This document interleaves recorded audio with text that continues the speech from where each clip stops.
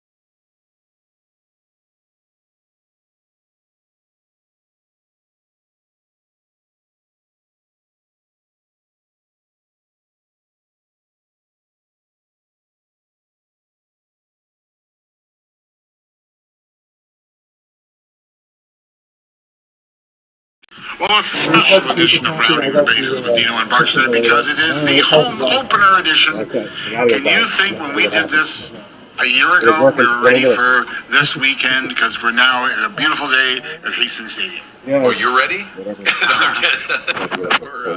I'm so excited. This is the best time of year, other than around Game 7 of the championship series. This is probably the most exciting time for a manager and for a baseball team and fans. Everybody's got great expectations of what this year is going to bring, and we're just raring to go. I mean, we're very excited to play in front of our fans and expecting a pretty good crowd. I know you had the pen and paper working for signing some people at the last minute. Yeah, we're still in the process, and like I've said to you the past couple of weeks, this is such a building process, and it'll continue to be until probably the middle of June, as far as putting these things together. And we're gonna have we're gonna be a young team here today, and we're gonna continue to build, and as guys keep coming back, we'll keep filling them into the roster and on the field, and the product's gonna get better and better. But really excited about today. We got a hometown guy who's back with our team, actually making his debut today with our team, but came up through the Guelph system, and I've known him a long time. He's the brother of Kyle Kush and Ryan Kush, and Jacob Kush is excited to get the ball and pitch in front of his friends and family today. Now, of course, it took me last year a couple of games to practice at Eakin Arena. How do we pronounce our new Japanese player? I just call him Ohashi. That's his last name. He's a great kid. He's excited to be here. He can play 3 different infield positions, and he's again, I think he'll be a great fit in the clubhouse. You want to make a side bet? See if I ever call him Otani. That might slip out once. It happened last year with Dalton and the Bombay. So I'm allowed to make one error a season. Switch hitters. They're both brothers, so they look alike, and it's. It was interesting to see Tristan's face. His head just dropped. So I'm sure he's heard that pass. Oh, I'm sure now it wasn't the first. It definitely wasn't the first, trust me. Now, I noticed that Toronto, of course, my buddy Rob Butler's over there. Yeah. They had a good draw for their home opener in the Christie Pits. They've done some great things. They raised the height of the fences, because that's a home run derby.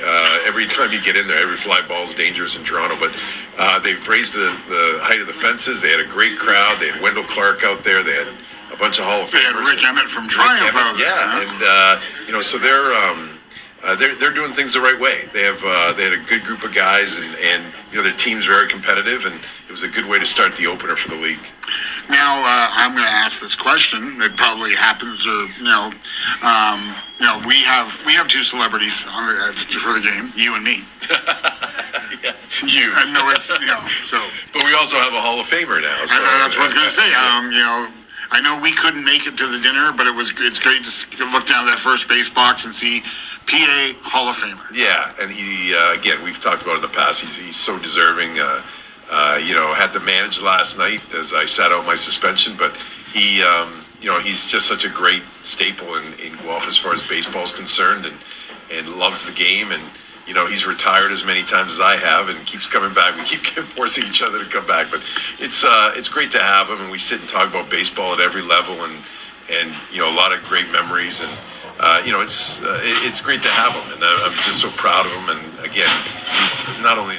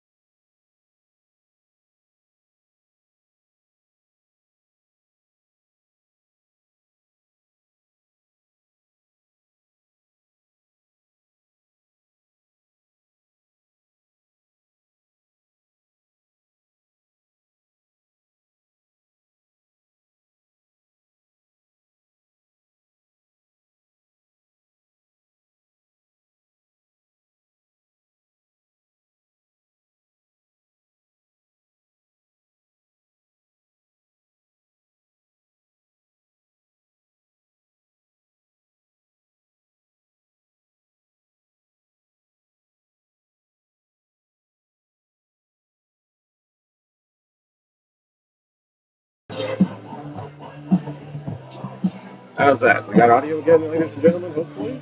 Maybe so.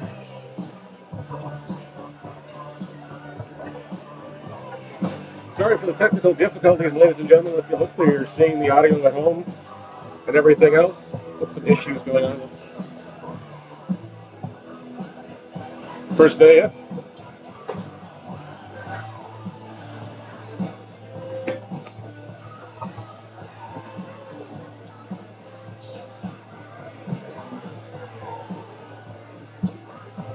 Leading off for Toronto, the shortstop, number 1, Jose Felicio. Jose Benicio will lead things off. Sorry for all the technical hiccups this morning.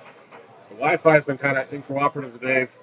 They were trying to set up some payment options and everything else and wipe the entire network out 15 minutes before game time. So, yeah, we got live, and we got a great crowd here at David E. Hastings Stadium as Jose Benicio, the Magnifico, will take his first hack here. First pitch here of the Royals season at home is ball 1 as we're underway. Jose Benicio, he's a guy that is not going to hit many home runs, not hit many triples, but when he gets on base with a walk, that can be just as damaging as a triple because of his speed on the bases. Jose has got incredible speed, that is for sure, and he's a gifted infielder as well. No question why he's a player in this league. Yeah, exactly. He pops this one foul, and the count is quickly 1-2. Guelph native Jacob Kush got the start here for the Royals. He played last year with Quebec in the Frontier League. Not sure how long he'll be here. As Benicio, he's out.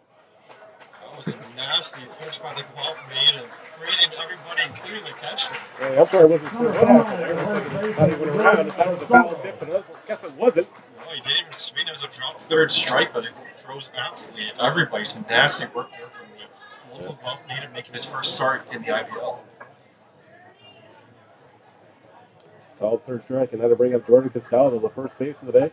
Also filling in his manager as Rob Butler, unfortunately, has other commitments for these Maple Leafs.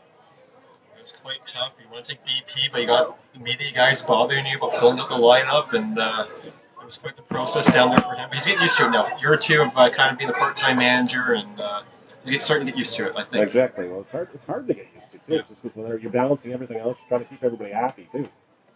That one's inside, and the count is quickly 2-0 on Castaldo. I was down there telling him the numbers of different Leaf players, looking on the website, trying to help him get the lineup up as quick as possible, and we got it done. Yeah. Thanks for the heads up, Eric. We're trying to fix the audio up here as much as we can.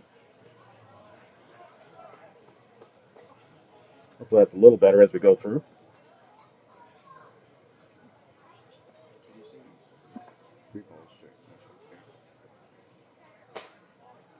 That one misses, and that's going to be ball 4. 4-pitch walk for Jordan Castaldo. That's going to bring up Marcus Connect, the designated hitter this afternoon. Of course, when Ryan and you and I came into the ballpark, we saw a very familiar face, but he's wearing a different uniform today. Yeah, I was not expecting to see Sean Riley today. And neither was I. And I wasn't expecting him to be in some Leaf merch. I saw him. I told him that too. I said, "What's going on here?" He's only coaching. As we touched on, Rob Butler, the manager of the Maple Leafs, not at today's game. You want to kind of kick some pressure off Castaldo, Sam Green, and Sean Riley does that. He's coaching third base. He asked me, should I coach first or third? I said, hey, you're going to coach third base. Yeah.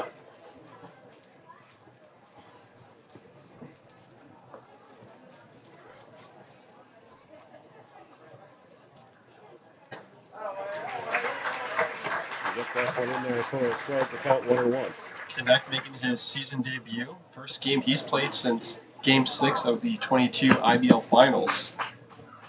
Connect did not play last season for the Maple Leafs.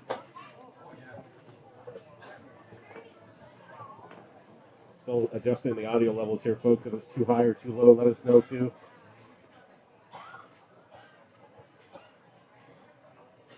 Push is offering. This is high for a ball. His now count is 3-1 on Connect.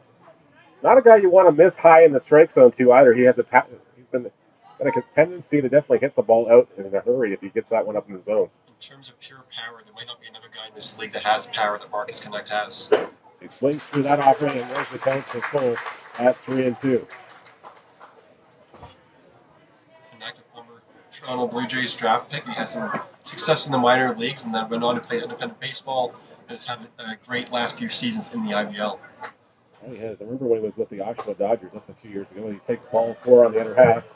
And runners now at first and second for Ryan Santos. The right fielder, Ryan Dos Santos. Typically, this is a spot that you'd see Johnathan Solazzo, not in the lineup tonight. He's missing, the Marras are missing.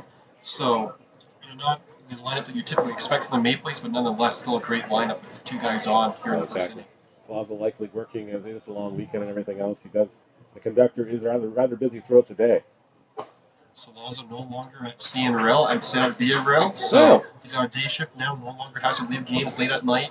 The game on a Wednesday night, the pitch is going on a bit too late, he can stay for the whole game, and it's a lot different of a lifestyle now for Solazzo. Wednesday nights at the pitch were always long games for me personally when I did those games down there. It was just like, it always seemed the Derry Baycats going into Toronto on Wednesday night, you just knew you were going to be there till 11:30. Yeah.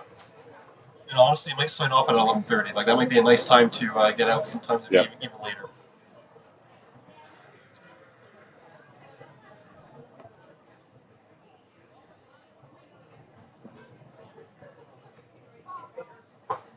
Ball misses high.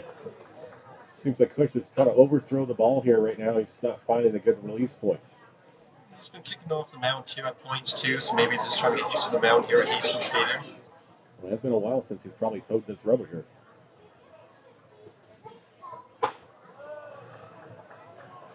There's no question of his junior ball here either, so. Yes, there's no question the velocity from Jacob right now. I like the movement on his off-speed pitches, but it's a matter of locating.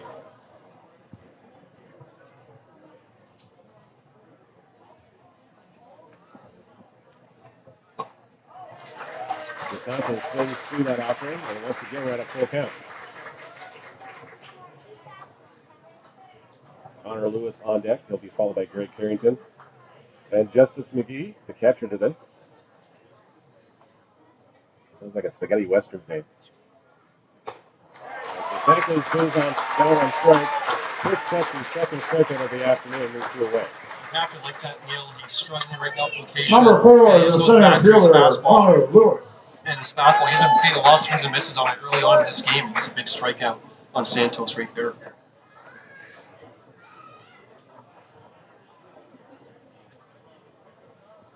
Bringing Connor Lewis, another perennial, I want to say mainstay in the Maple Leaf lineup. I've known when I used to work for Jack, he was in center field for him. He swings to the first offense.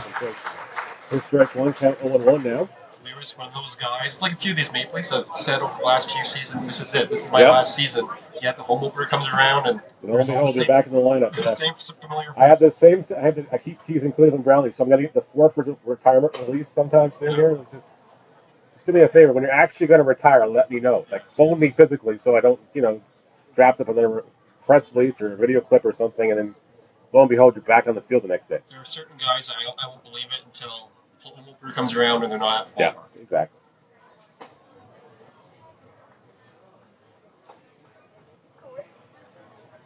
So I know there's a certain ballparks I have not been to yet. That's Welland for sure, and I obviously haven't been to Chatham, so I haven't had a game yet. But those are the 2 ballparks I have not seen yet in person. You know what? I haven't been to Brantford.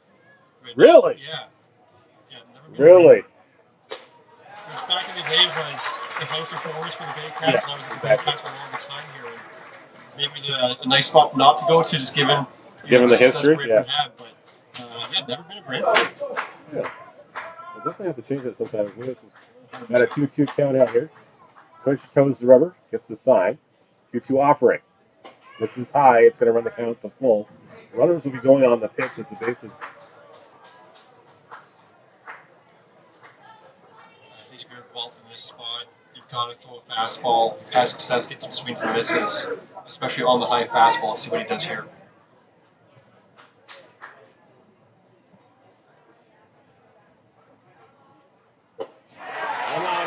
Lewis goes down on strikes, and that's exactly what he threw. Fastball. Kush to the Royals off the field. Maple Leafs will be back with the home half of the first inning when we come back after 3 5 fans, concession stands are now open. Get the best hot dog in Inter-County Baseball League right here at Hastings Stadium.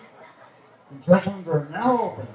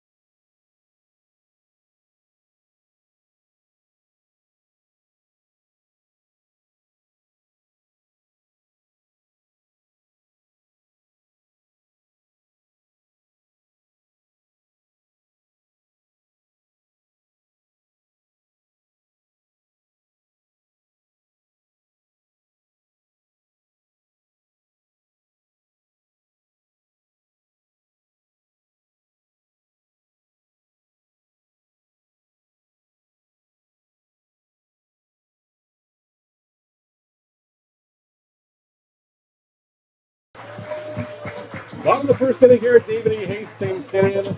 Neil Srivastava with Ryan Eakin in the press box this afternoon. Thank you so much for tuning in. Wherever you're watching on a beautiful Sunday afternoon, or Saturday afternoon. I'm thinking it's Sunday. Jeez. Where's my days here? Raisuke Ohashi will be leading this thing off for the Royals in the first inning. Fulgentis Alvarado on the hill for the Maple Leafs. This is first pitch misses for ball one. Actually had 2 at-bats last night in Hamilton. This first at-bat, you could say, was a better one. The line drive made some nice contact. Second at-bat, though, he gets the RBI on a pop-up that Hamilton could not come down with. The weather was rough, and the fog and everything else was not making anything easy last night, that's for sure. It's a tough viewing at home. I can only imagine what it was like in the press box. We couldn't see anything from the press boxes. We could see almost to second base, and after that it was just like, okay, it's a blur out there. And this is inside. Count now 2 balls and a strike. Alvarado extremely tough against left-handed batters. He has the best slider in this league, perhaps the best slider I've seen in this league. At least going back to Emilius Guerrero back in his prime with the Baycats. So tough sliding tonight for some of these left-handed batters. Ohashi hits the liner. Second baseman up with it in time. Ohashi retired 4-3 for the first out of the inning. The second baseman, number 35, Blake Simpson.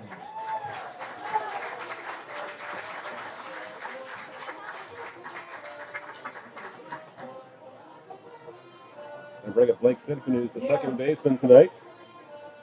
Simpson briefly played on the Maple Leafs in 2021, coached by Daniel Tomlin and Sean Travers. I still may know Sean Travers is a part of the Guelph management staff, but he's a guy that Guelph's really excited for. He had some great success at Connor State as he was hit by a pitch in the first pitch. Not only you want your first debut, your IBL debut to go, but hey, you got on base. The center fielder, number 8, J.D. Williams. J.D. Williams is the batter now.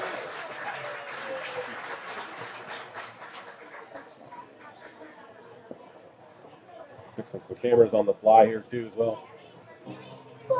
J.D. Williams will be the batter now.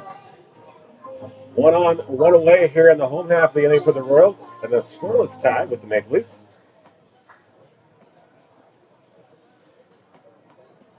We were mentioning it last night in Hamilton. Williams has definitely got some teams he hits well against. Cardinals definitely one of them. I don't remember his offhand stats against the Maple Leafs, but I'm pretty sure it's not so bad as well. He had some pretty good numbers in the last couple of years. Yeah, he's going to be a guy that's back close to around 300, and he's hoping to be an all-star this season. I think maybe a bit more power than he had last season or showed last season. He's a big part of this Guelph lineup. Maybe we'll eventually bat leadoff, you never know, but right now in that 3-hole, he wants to get on base with attack and matches in the Gardens. Exactly. He's going to set the table, let somebody else bring them home. As he's working with a 2-0 count in his favor. Alvarado looks in for the sign. His 2-0 offering. His line to center field by Williams. Will is charged in on it. He'll make the catch, and there's 2 away. Williams retired on the F8. Designated hitter, number 4, Garrett Takamatsu. Garrett Takamatsu will make his Guelph Royals debut. A great chance to talk to him in the offseason during IBL Unscripted. Won the MVP with the team in 2021. And as he alluded to on your podcast, easier trip to Hastings than it is down the Gardner Expressway to Don Valley Parkway to Christie Pitts, that's for sure.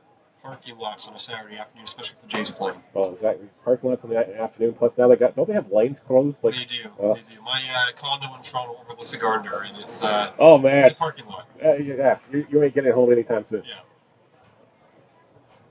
If I was a kid, I'd make a lemonade stand on the side of that thing and make a killing. No kidding. He takes strike 1. One?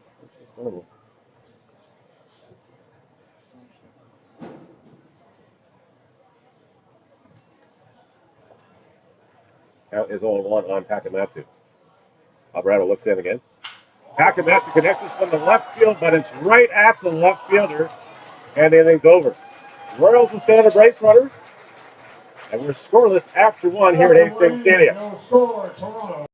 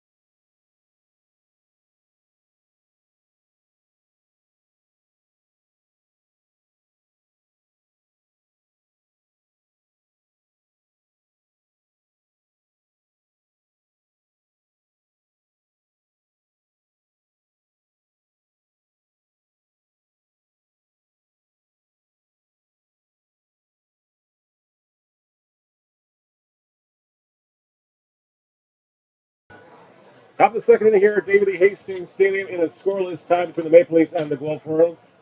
Ryan Eakin has stepped out of the press box to see a man about a horse. We got a great crowd here on hand at Hastings Stadium. Thank you again, Royals fans, for hanging out with us today. It's greatly, greatly appreciated. Thank you for watching on YouTube. You're watching on Rogers TV as well. I'm Mr. Srivastava. Great to be back home here. I like the 5-minute drive instead of the 10-minute drive home.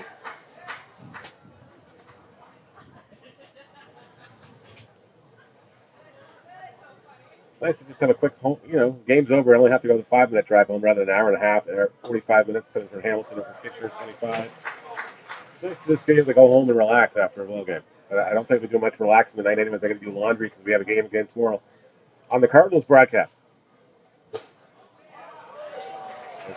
Kush runs the count to 2-2 here on Greg Carrington.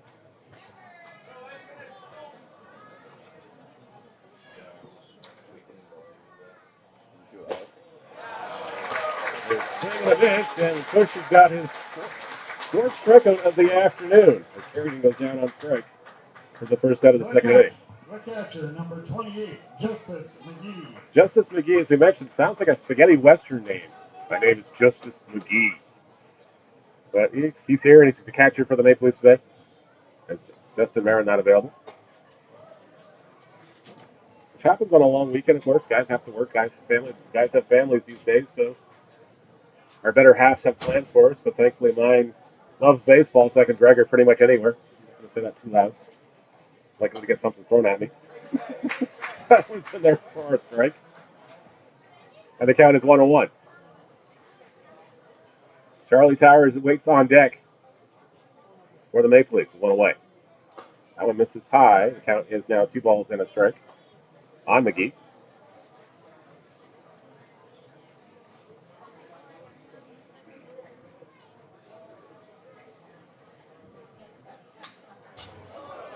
That one's fouled away. The count is 2-2. No score here at Hastings Stadium. Through an inning and a batter now. An inning and a third is over complete. We do have some activity in the bullpen for the Royals. I'm not sure if somebody's just destroying a bullpen. I might be calling it Kyle Thomas down there. As McGee swings and takes with a high fastball, and he's down on strike. Kush has got 5 Ks still for in the contest. 2 away. The third baseman, number 2, Charlie Towers. Charlie Towers now the batter. The former Hermits of Cardinal. Back home with his hometown Maple Leafs. And he grew up watching as a youngster. He takes strike one high. And the count is 0-1.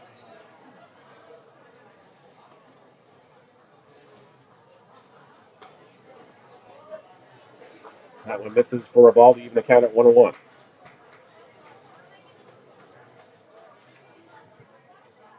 Kush is 1-1 offering. Misses high for a ball. It's 2-1.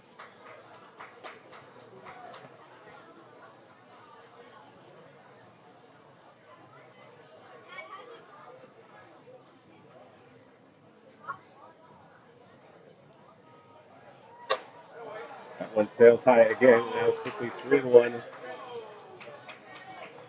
on Towers. Towers a great defender last year for the Cardinals. Unfortunately, just couldn't get the bat going. And battled some injuries as well. He takes ball 4 here. And the Maple Leafs have got a 2-out walk and a base runner here. Number 3, Kieran Martini Wong. As Kieran Wong will come to the bat, the second baseman tonight.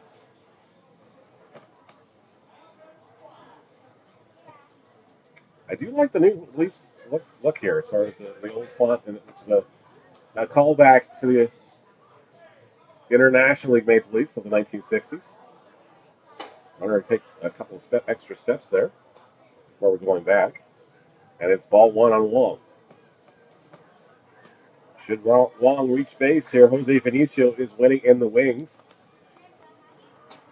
He takes that one in there for a strike, and the count is even at 1-1. Dean Oberle is doing the plate umpiring. Trevor Stoichkov is at first, and Taka Mashuda is at third today. Runner goes on the pitch, throw down, and now he'll steal that one with ease. And the count is now 2-1. on Wall.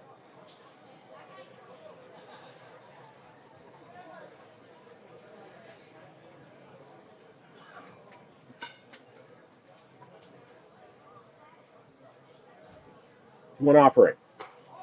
This is high for a ball. It's 3-1.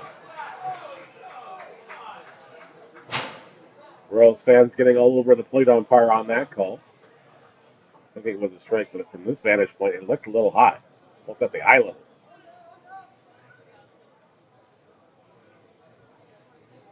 3-1 offering. It's in there for a strike. And Kush refuses to give in here. Runs the count to full.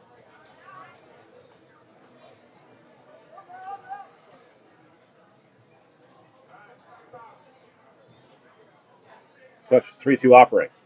This is high for a ball, and it's back-to-back walks here in the second inning. The shortstop, number 1, Jose Vinicio. Gonna bring up the shortstop, Jose Vinicio.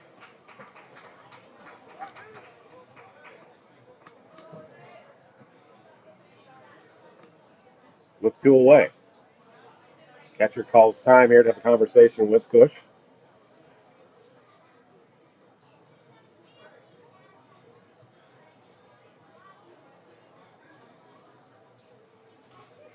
JD Rosario, the catcher today.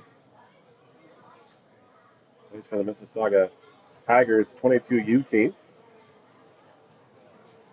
Does not look out of place whatsoever at this level, though.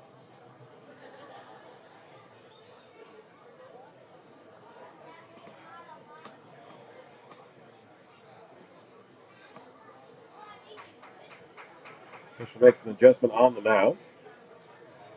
Gets ready to set the field of Vinicio. Oh, misses high for ball 1. Runners at first and second, 2 away here. And the leaves top of the second inning.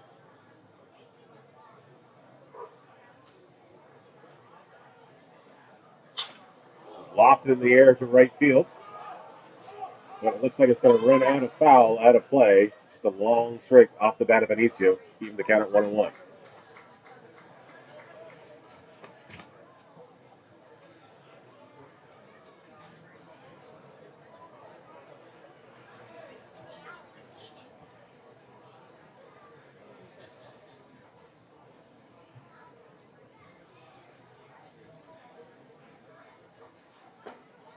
Oh, misses low.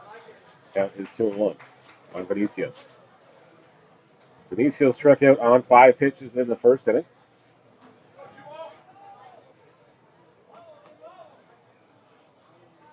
Kush bears down. Liner up the middle, but that's going to be right at the shortstop. He'll step on the bag, and it is over. Hashi with the putout, 6 on assist. Vinicio will reclaim the fielder's choice, but the inning is over. Maple Leafs strand a pair of runners. We're still scoreless at the end of the home half of the second inning when we come back at Hastings Stadium.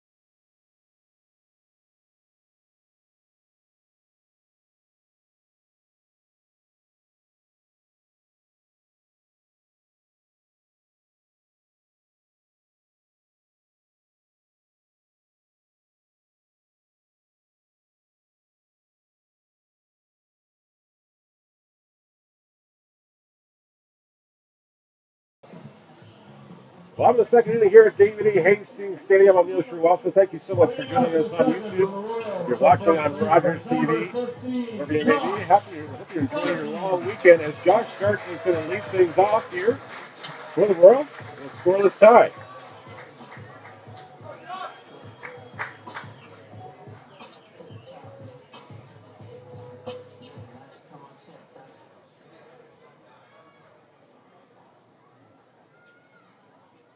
Garten fouls off the first offering he sees from Alvarado.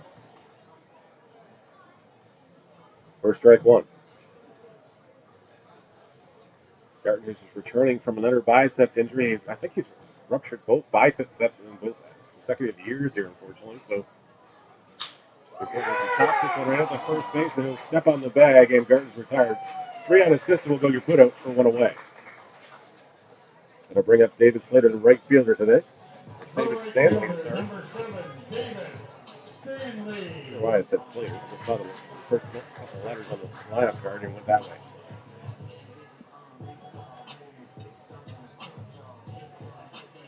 But there is 1 away here. It's Stanley. Here comes the bat. Another newcomer to the Royals lineup.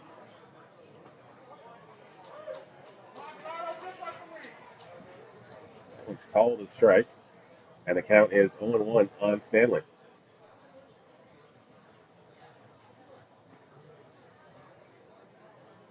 So it's chopped at the second base and fielded cleanly. He'll throw the second over to first, and there's 2 away.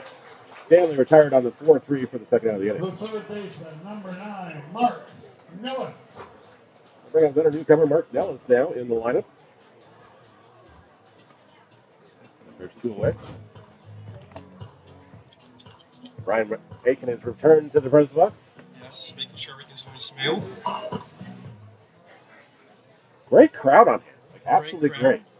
They got both sidelines are filled to the brim here with lawn chairs. It's always a great sign. It leads to concession lines maybe being a bit of an issue right now, but hey, it's not an issue for the people at home listening. Exactly, no.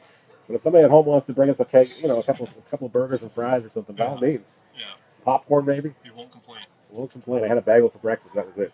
Yeah, it's been a minute. You'd have to tell me all the best spots for a restaurant in Guelph when you eat afterwards. I would say definitely, if I didn't mention Lucky Valley, I'm doing a college service. So yes.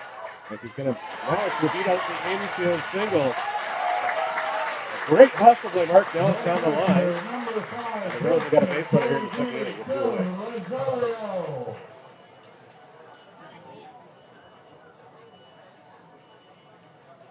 Nellis on base at first.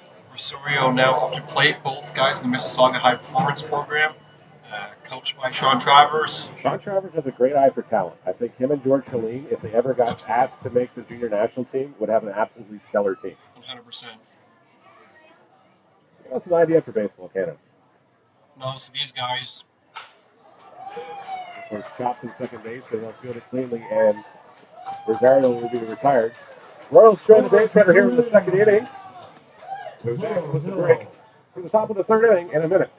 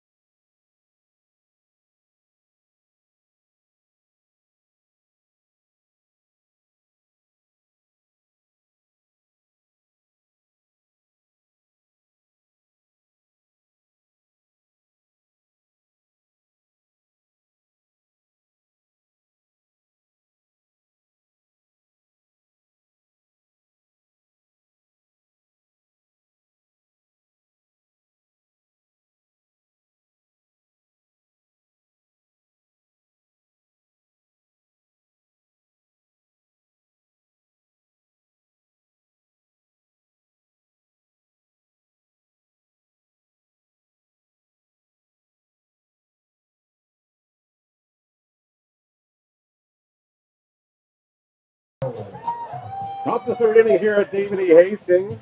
Neil Srivastava with Ryan Eakin. I've always been saying his name wrong. He finally corrected me after 12 years. Yes. 12 years, he finally corrects me. Yes. First time doing a game together. That's true. You've helped out. I remember a couple of years back, the playoff game, I badly needed a point streak guy. I think he did it remotely. Yeah. So you don't want to whisper that out too loud because people start asking you to do them from home. You're right.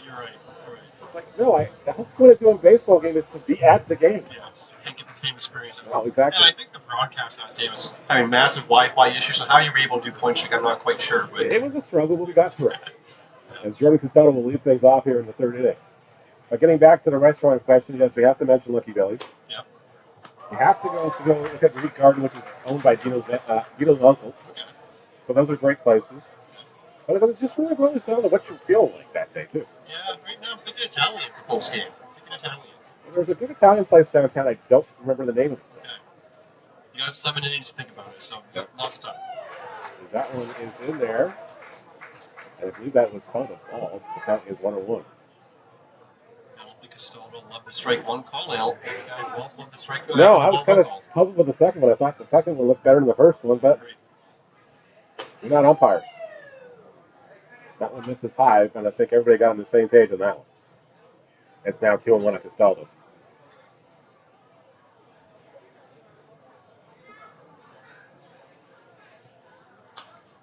It's foul all the way.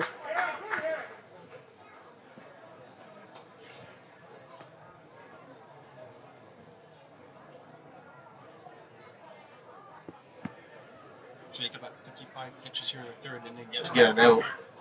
So, it's definitely needs to start commanding the strike zone a bit more, as he knows. He said that coming up and down in the second inning. This one's driven to center field, but Williams will be underneath this one. He caps underneath it, makes the catch. Castaldo retires for the first out of the third inning. And not to age you by any means, but I'm sure you've seen Jacob pitch in the past when he was a younger guy. Yeah, I have. Yeah. First time me seeing him pitch, and I like the velocity, I like the off speed. It's really just a matter of commanding the strike zone. If he can do that, he could be lights out in this league. Well, I know he was working when he didn't get drafted that year. He stayed down there to play in that. I guess what they call it, the Major League Futures League or whatever they call it down there, that little prospects league. Get a second look and everything else. He pitched rather well down there. Just unfortunately didn't get any bites.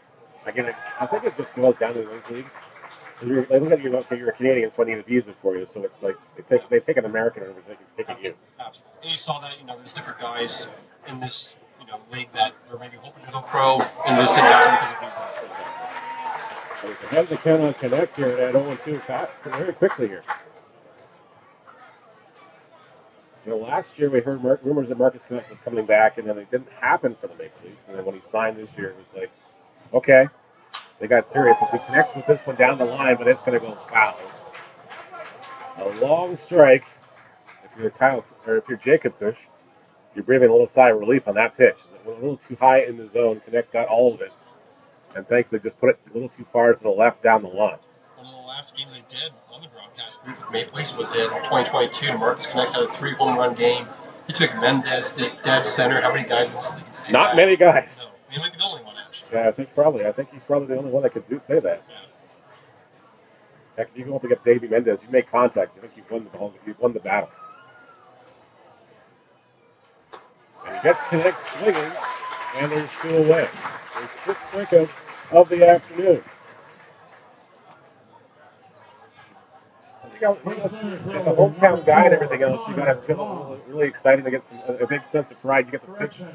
Literally, I believe they just live on the other side of the street over there. Just got off exhibition.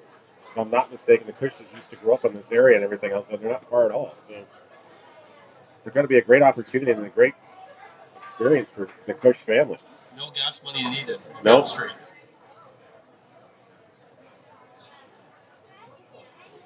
I grew up just at the end of London Road, actually, so this place is home. That's what I was looking for a strike. We can't keep track of swings and misses. At least, there's no baseball savant, but you got to think that his swings and misses right now are equal out to what a guy would maybe throw 7 to 8 innings pitch. 1-1 pitch is inside for a ball onto Santos. Counts now 2-1.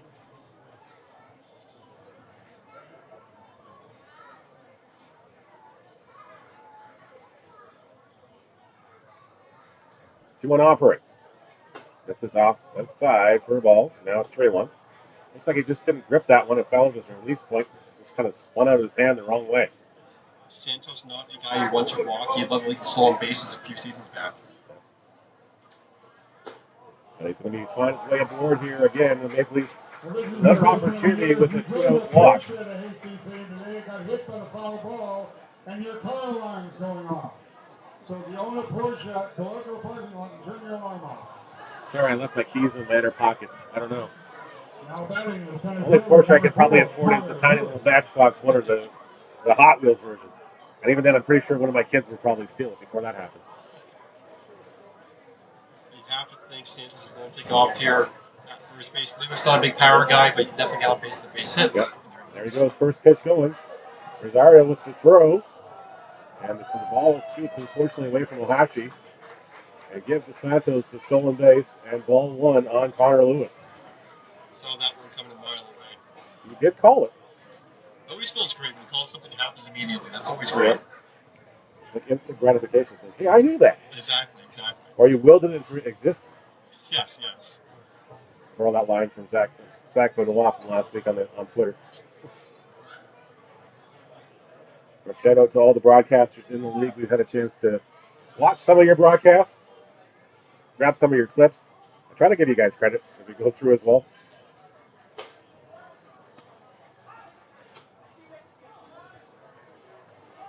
The count on Lewis is now 1-1 by the looks of it. The clean up our change the call. I had 2-0. Allen misses. Now it's 2-1.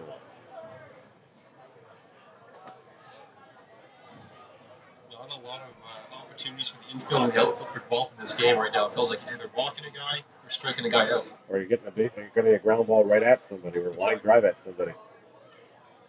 Kush bears down, gets a sign from Rosario. 2-1 Valkyrie. Gets popped. Just foul. That was just a reaction.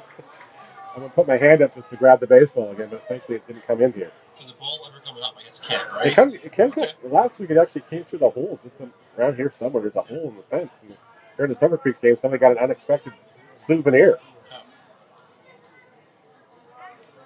Lewis rounds that count to 2-2. Kush looks in for the sign. 2-2 pitch. Just misses outside. Rosario held it there an extra half second, but Gene Oberle was not biting on that call. And that'll run the count to full again. So Santos with a considerable lead at second base. Lewis now looking to put something in play here at 3-2. 3-2 offering.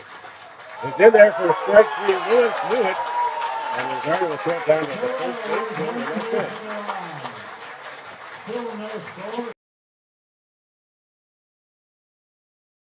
Straight on the base runner at the top of the third inning. We're still scoreless here at Hastings Stadium, with the Royals coming up in return after the break.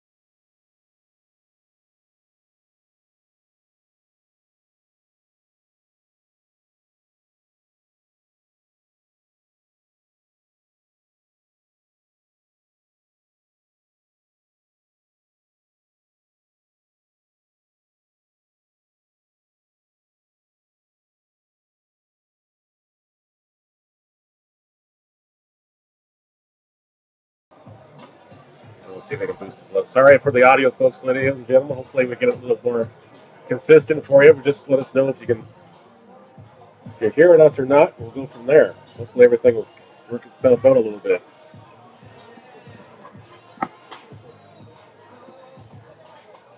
We're coming back here at Hastings Stadium in the bottom of the third inning. We're in a scoreless tie between the Royals and Maple Leafs.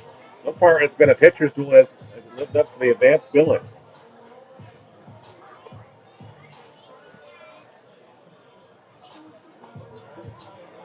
Ashton Patterson will lead things off for the Royals in the home half of the third inning. Left fielder made a great catch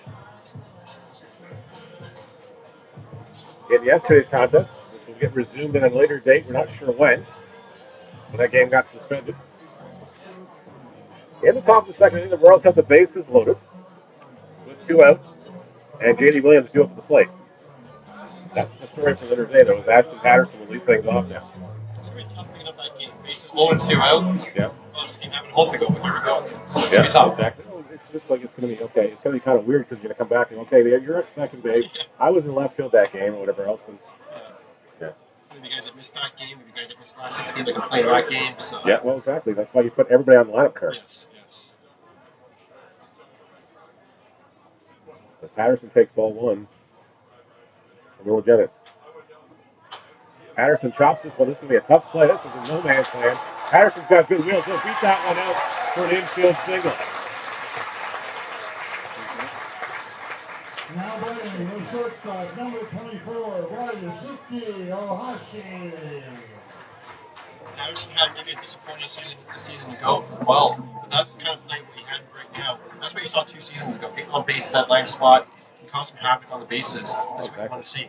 I remember from the University of Guelph Griffins that he's got tremendous speed, and he's willing to sacrifice his body to make a play.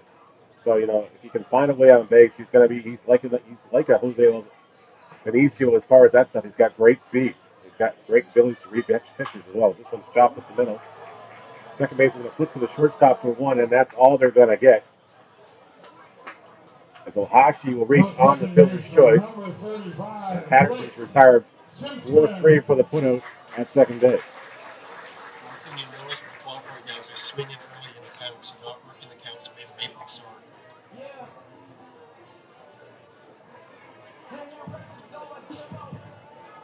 Going to bring up Blake Simpson, the second baseman today.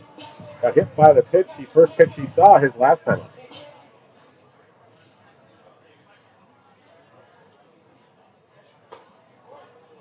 That one's in there for a strike. He still hit that pitch and the lefty battle. That's as well as place as a pitch can possibly be. As Alvarado works there with an 0-1 count on Simpson there.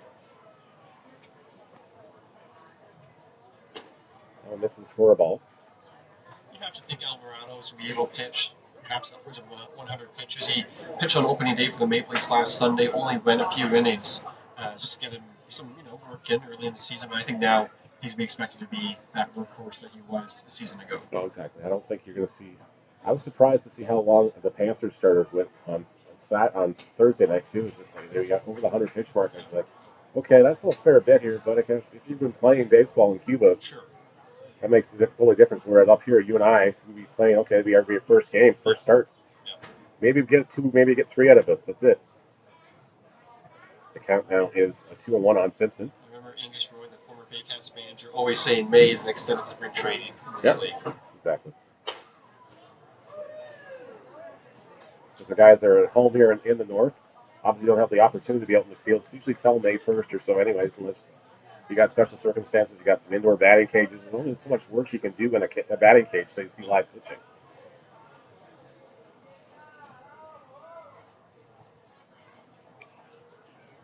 2-2 offering is chopped foul within the left field line. And we'll do it again at 2-2. Ohashi at first base. After he was going to take off, he decided not to. There's plus speed at first base. He does have a lot of speed. From the highlight videos I saw from him on YouTube and everything else, looks like he's got great wheels.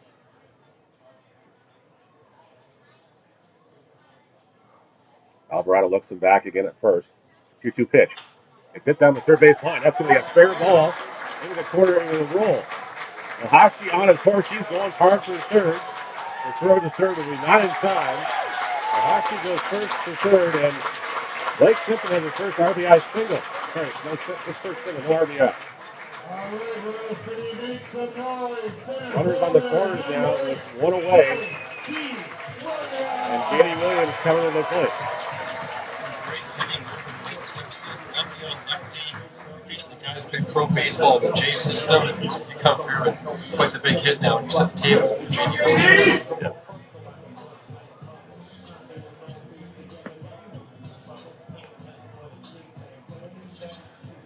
Williams is trying to make contact here and just trying to get that on ball now.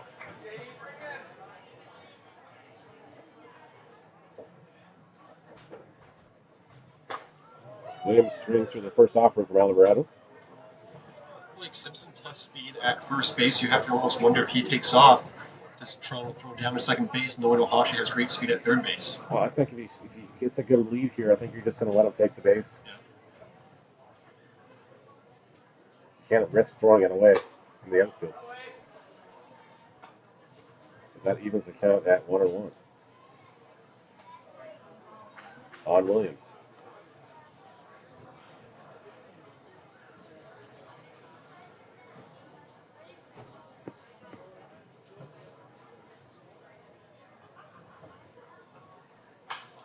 Williams connects with this one, but that's going to go foul and out of play. For strike 2.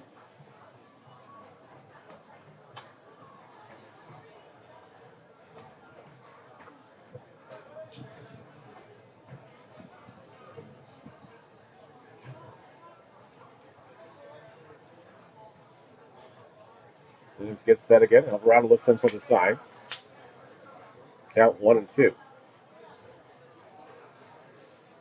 Long look at first by Alvarado. 1-2 offering. And swung on and missed. Williams goes down on strikes for the second out of the inning. Going to bring up Garrett Takamatsu down to left field his first match. What a great fan base last night in Hamilton. He grew up in Burlington, so it's just a stone's throw away from Burning Harbor Stadium, where I'm sure his extended family was all out in support last night. They were very vocal right in front of us in the press box last night.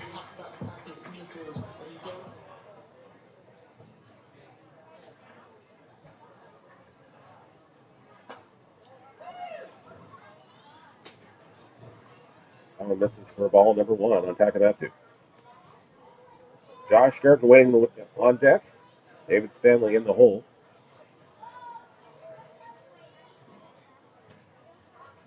I guess they've all moved away from double deck. They'll sit at home now.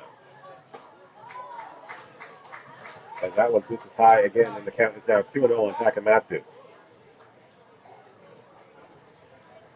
Alvarado not sure if he wants to challenge Takamatsu in his wheelhouse or not here, but he might have no choice with a 2-0 count here. Takamatsu and Alvarado, obviously teammates a season ago. That one's in there for a strike. Takamatsu watched that one right into the glove for a called strike. They count now 2 balls and a strike. Takamatsu had the exit velocity in the first at bat, but was right to the left fielder for the Maple Leafs. Well, they have him shaded around again. They definitely got him charted out pretty well. Takamatsu extends the arms there and tries to go after that pitch. On the outer half, it runs the count to 2-2. Last time Takamatsu played a game in Guelph was, one of the most recent games was in Game 1 against the Maple Leafs, or against Guelph, I should say, as a member of the Maple Leafs, and he had a go-ahead home run in the 10th inning, too. Yeah, I remember watching that at home on that end, and Takamatsu just, I think I said to myself, I think he just won the ball game. Yeah.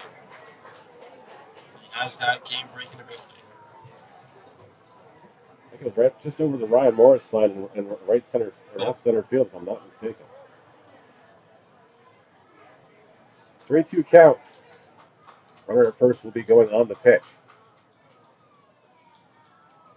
And this is high for a ball, and the bases are loaded for Josh Sharp.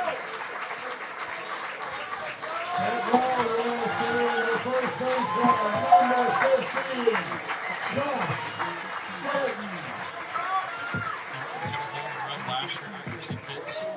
He gets Alvarado. So he's had success against Alvarado in the past. He definitely has.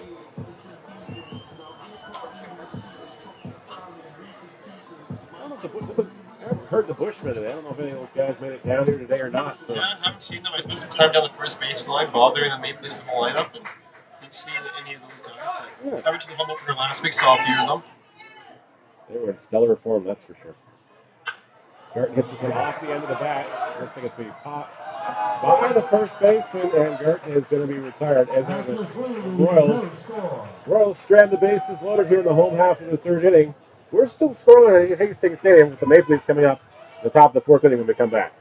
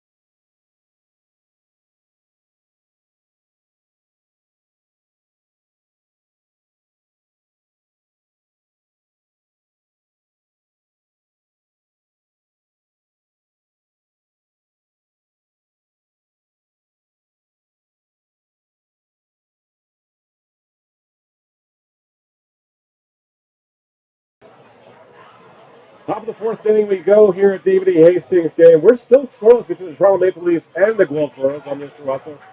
Joining by Ryan Eakin here in the press box. As the first pitch is connected to by Greg Carrington. A high pop-up. Looks like the second baseman is going to make the catch. Martin leads away. One away as Carrington is retired on the F4. Exactly what Your Guelph catcher, needed. number 28, Justice One pitch, McGee. one out with that high pitch count elevating.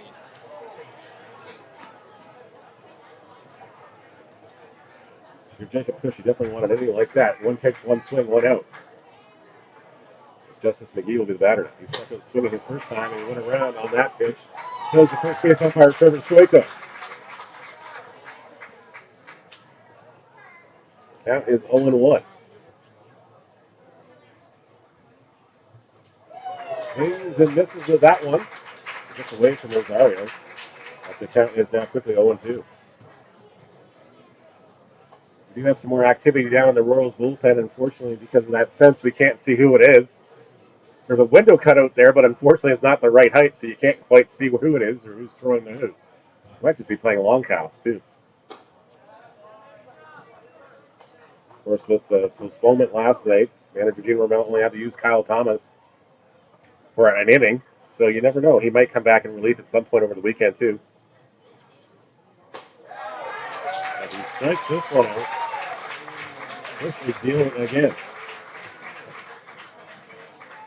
Got to bring up Charlie Towers with two away. Number 2, the third baseman, Charlie Towers. The third baseman Towers got a walk in the second inning. He was drafted by the Ottawa Titans in the amateur draft a couple of weeks back. Didn't make it out of spring training camp, whatever you want to call it. He's back with the Maple Leafs now. Making his first appearance with the Maple Leafs, obviously, after Last year with the Cardinals. Yeah, but it was just a great story to hear from Charlie. You know, he came back to the Maple Leafs this year. A team he grew up watching, of course, with a lot of kids in the area. Final Playgrounds kid. But hang out at Dominique Field on a Sunday afternoon. It's a great place to watch a ball game.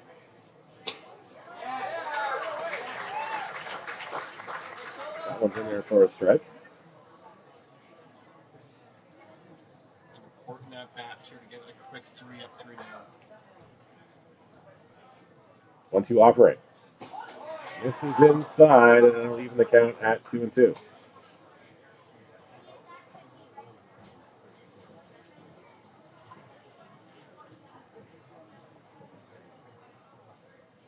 Two pitch. This is in low. It's down on the count to full. If you're managing Romell, you definitely got to be mindful of the pitch count. You don't want to burn out his arm here. I'm sure he's been pitching somewhere beforehand, but I don't want to waste him out. There's a slow roller hit to the second baseman. Fielded clearly and thrown to first in time. Maple Leafs go 3-up, 3-down here in the top of the fourth inning. Royals have a chance when they come back, but a scoreless tie.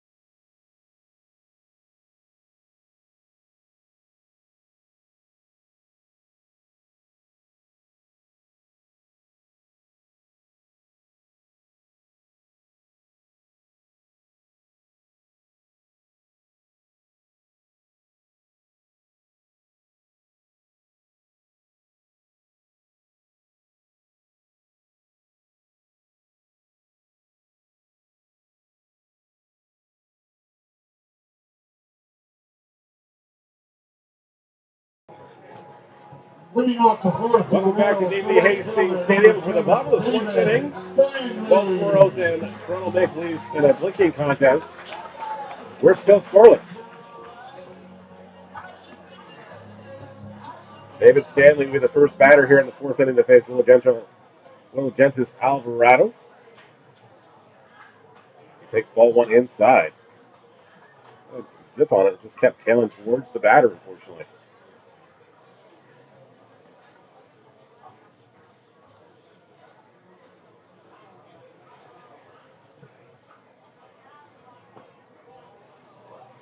Oh, this is low.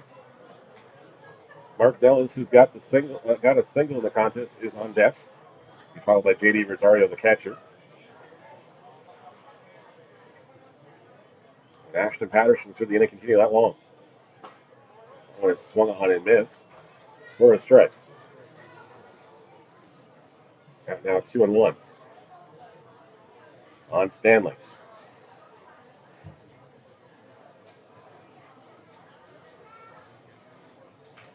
This one's fouled away. And the count is 2-2. A lot of these guys, Nellis, Simpson, facing Alvarado, a guy that played minor league baseball in the Jays system. This might be the best kind of pitcher they've ever seen. Yep. It's a nice test for them early on in the season.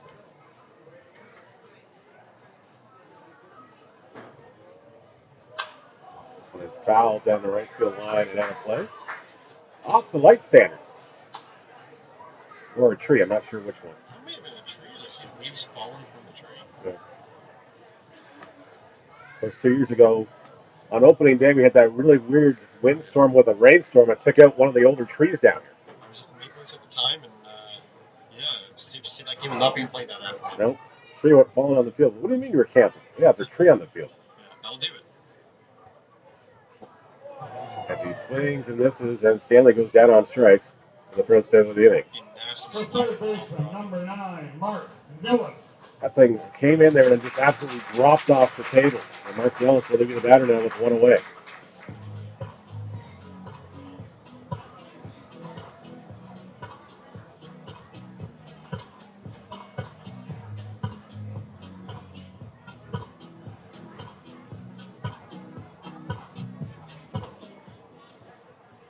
And misses outside for ball number 1.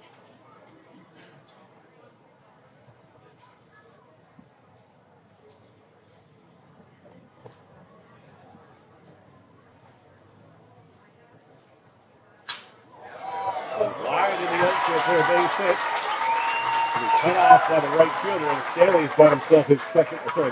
Mark Nellis has got his second hit of the afternoon. The catcher, number 5, Joseph J.D. Del Rosario. We have J.D. Rosario now, the catcher. He grounded out into a 4-3 his last time up. He's 0 for 1. Lots of speed on the bases with Nellis at first base. Taller guy, but still fast.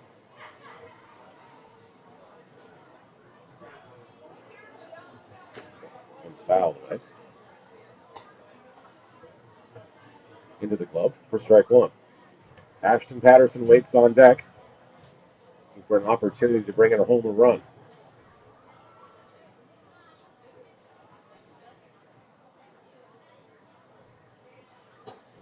That one's fouled to strike on Rosario. The count's quickly 0-2. Whoever's warming up the Royals bullpen has sat down, so I guess Kush will come out to start the 5th inning for sure. No activity whatsoever in the Maple Leafs pen. It's like there's not even anybody down in the bullpen. We don't have many options today. Justin Richardson not an option. Adam Marra not at the game.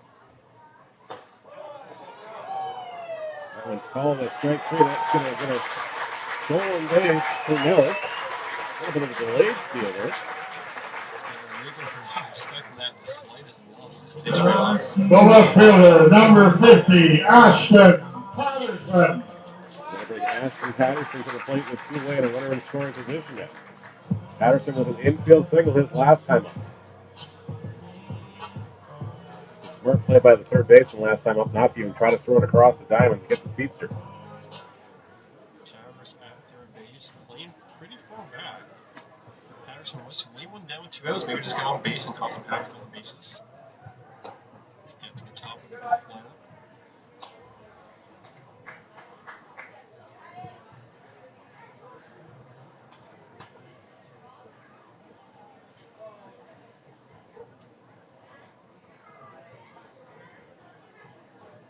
No count on Patterson. Alvarado lifts the runner back at second base. That one's in there for a strike. Patterson wanted that pitch after he watched it sail past him. Evens the count at 1-1. Saw the head movement afterwards, and the word I won't repeat on the air. At the plate. I don't think that the John Boy media guy is lip reading on that one either. You never know. You never know. As Patterson gets hit by that one, he'll take his way down to first. That slider had lots of movement on it. Too much. A little too much mustard on that one.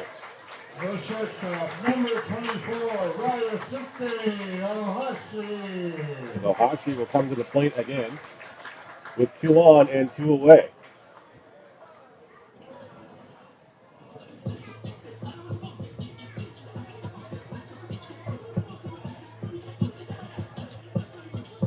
It's an interesting walk-up team, that's for sure.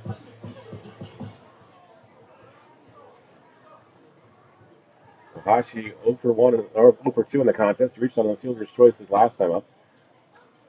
Takes ball 1 outside here. Started at bat here in the 4th inning. Lots of base runners for both teams and no runs. Ohashi looking to change that. There's a little bloop here that would probably easily score 1, maybe even 2, depending where he gets it. If he gets it in the outfield or into the gap here, definitely won't bring home Patterson. He's got great wheels as well. Any contact, you know,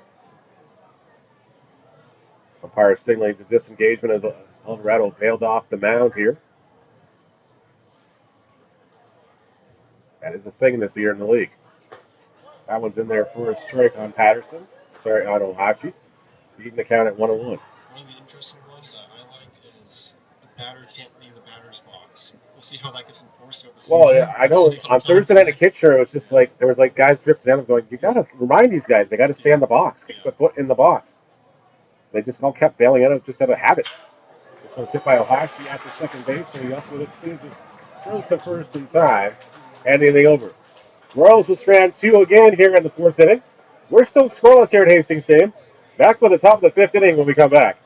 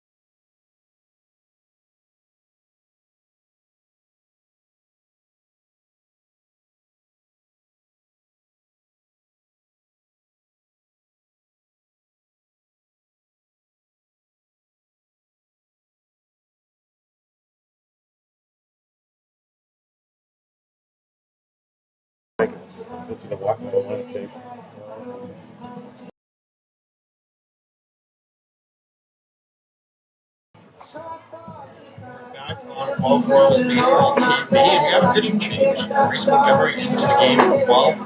Another former Maple Leaf in this Guelph lineup, now making his first appearance as a member of Guelph. Montgomery pitched the 2022 season with the Maple Leafs. He was impressive. He was another one of those Sean Travers guys.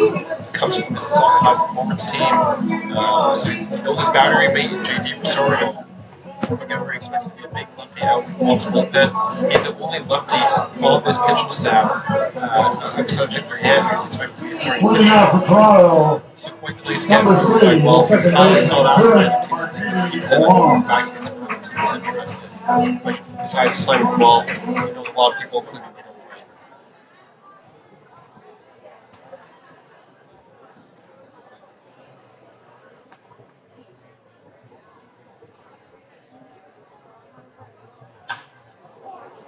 first pitch is popped up to center field.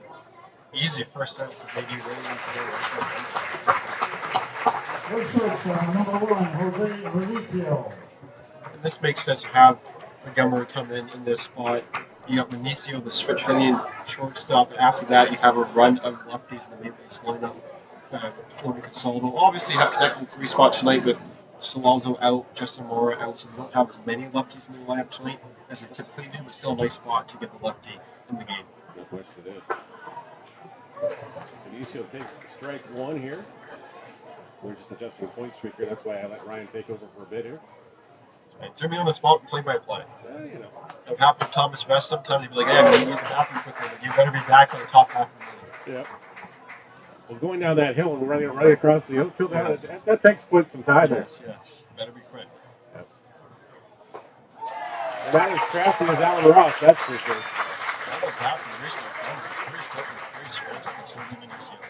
The first baseman, number 5, Jordan Castaldo. Jordan Castaldo, who's 0 for 1 in the contest, flew up to center field his last time up, walked in the first inning, got stranded at second base.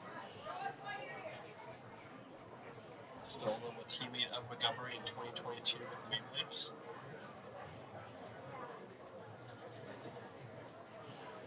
It was just weird. Did we see a lot more player movement within the league as far as guys changing rosters this year? 100%. Yeah, I can simply get some new faces, but I think we won a couple of days ago. Robert Nolan going from under, kind of. I mean, he wasn't on the team, wasn't on an active list or anything, but it was just like out of the blue there. Yeah. By the way, we signed Robert Nolan. Yes. That was an interesting one. Watching London, couldn't bring him back. They had, the import catcher in place. They already had a lot more imports. Both of them looked great yesterday against one of the two pitchers they have. Yeah. So London looks like they're, to me, back to be what they should be under. A great stop by the second baseman, a better throw. And he got him at first base. Gets him at first. It's the fist pump. And the inning's over. Castaldo retired on a great 4-3. Inning over. Maple Leafs go 3 up, 3 down in the 5th. Royals will come to bat here at Hastings Stadium when we come back.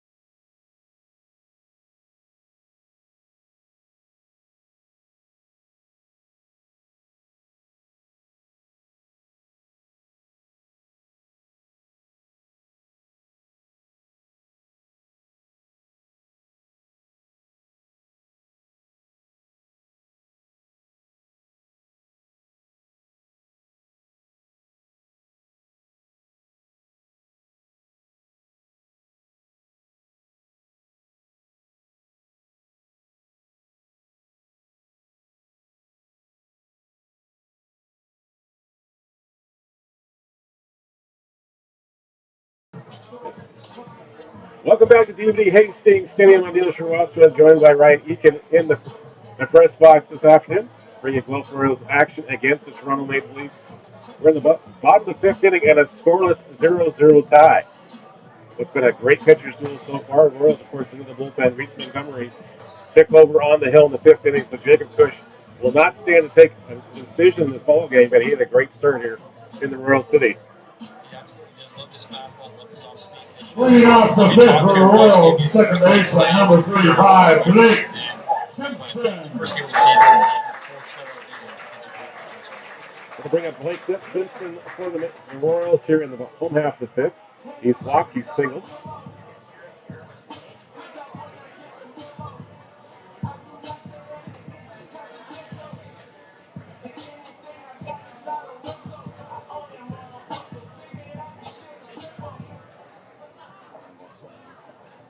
Simpson steps in. He'll face up Alvarado here in the 5th inning. Simpson had that great play at second base to get Castaldo out to end the last half inning.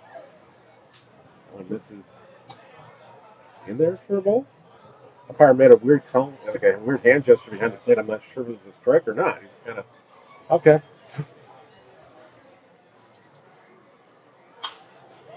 Simpson hits this one foul down the left field line, and that's going to go in a youngster's hands down there. We made a great catch. And now he hands it off to somebody else who's going to put it in their back pocket.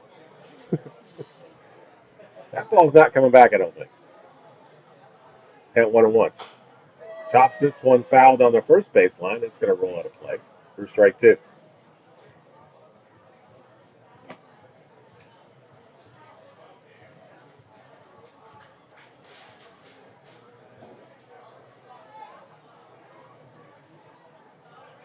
Apologies for the audio issues we've been having today, folks.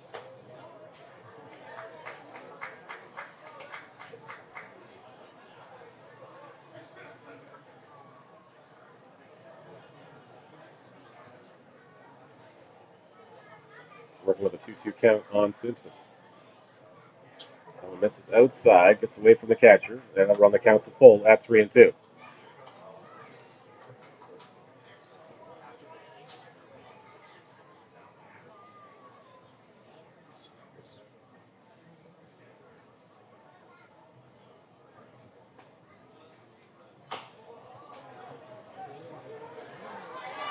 A tough play. Simpson will beat that one out. Oh, they got him that first. Trevor Strike in great position there to make the call. The ball just beat Simpson down the line. Number 8, J.D. Williams.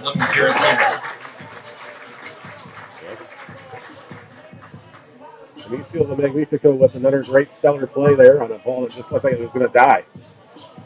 J.D. Williams will bat now. He's 0 for 2. He's spun up the center field and struck out swinging in the 3rd inning.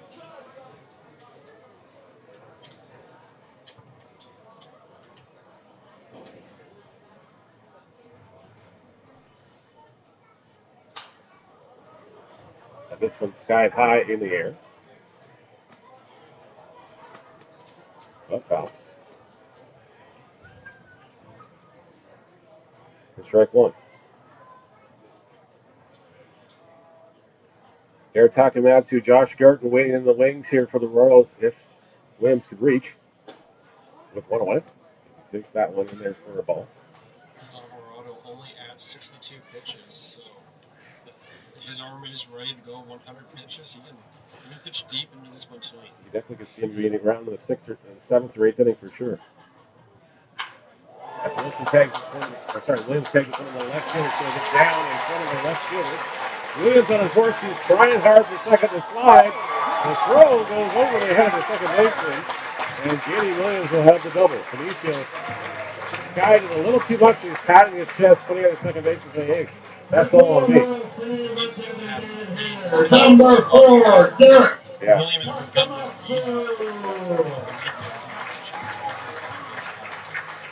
That's on him on that. Yeah.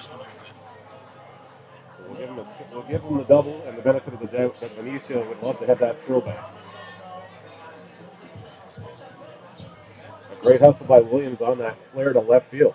It's talking about sort of the opportunity, which is exactly what you wanted for him. Exactly. Well, if these guys come up in the order with winners at the board. Takamatsu takes ball 1 inside from Alvarado. Takamatsu's one of those guys. Jeff Cowan was another one for Baycats. These guys always get hit by pitches. They always lead the league hit by pitches. Well, Jeremy Veilleux, I kept joking with him. You got to take the magnets out of your back pockets. So the first thing he said to me was, "Hey, you emptied his back pockets." I got no magnets, man. We'll see. Yeah.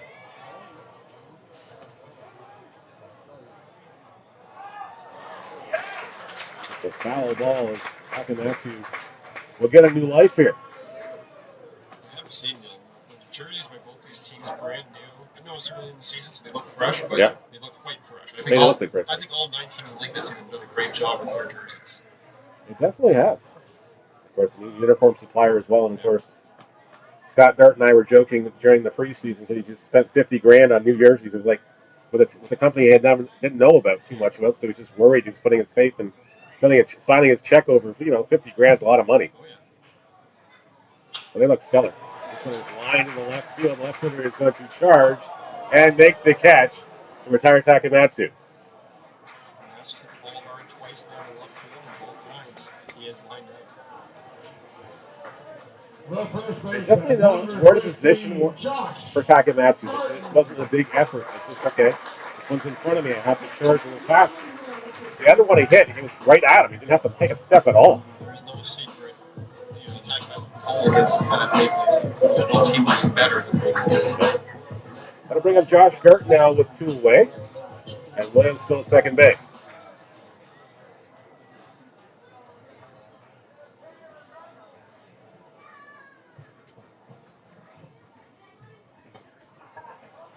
That one gets called a strike, and Josh Gert is having words with Dean Overlay. Williams will take the base on the pass ball. It was off the glove of the catcher. Gert will bat with now Williams standing 90 feet away. He advanced on the pass ball. But I think that was Garvin's arm. The catcher dropped it off the glove. How'd you call that a strike? Garten chops this one to the first base side. It's going to be bobbled by the first baseman, and everybody is safe. Royals will score a run as the first baseman was unable to come up with that baseline.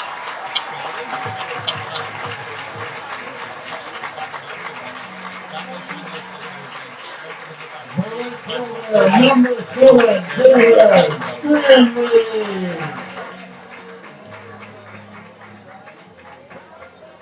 The ball took a weird hop, hit the side of the base, and then spurted off towards the pitcher's mound. The first baseman tried to recover, and then Garten evaded the tag. We'll give him the single on it, and the RBI, and brings home J.D. Williams for the first run of the ballgame.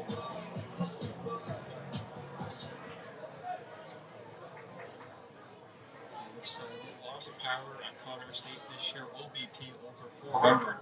It's been a better Denver bats in this playoffs. Ouch. And Stanley gets that one off. I want to say the kneecap. He's back on base. He's back on base, though. I'm happy he's on base right now. Sam Green, the Maple Leafs co-manager with Jordan Castaldo tonight. He works in the Blue Jays pitcher development program. Coming out there talking about what happens to still good example.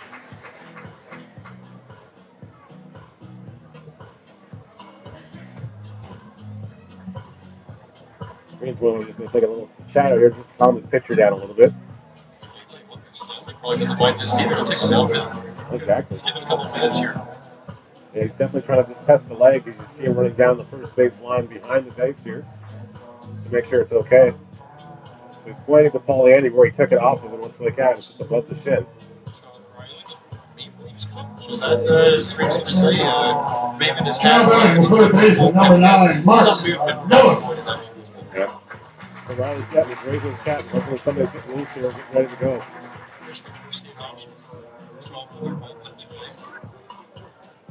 Mark Dell's with the batter now. He's 2 for 2 in the contest. Pair of singles and a stolen base. One of the things about these two teams, lots of movement between these two teams. Sikorsky, a long time ago, a member of one. That was actually my first deal as a general manager of the Royals back in a few years ago. Yeah, well, that'd be right. Yeah, with Doug Denman. And then after that, I had to trade Sean Riley. Yes. I'm lucky I've had hair after that one, but that's okay. Tough summer. The Bay Cats benefited greatly from that. Sikorsky would not have become the best closer in the league for 2 or 3 seasons, only allowed a couple of runs. Winner goes on that play. The throw is going to get away from the first baseman. That's going to bring another run home. Royals up 2-0 as that ball gets away from the third baseman. As Garten comes home to score. And as we mentioned, the Royals now lead this one 2-0.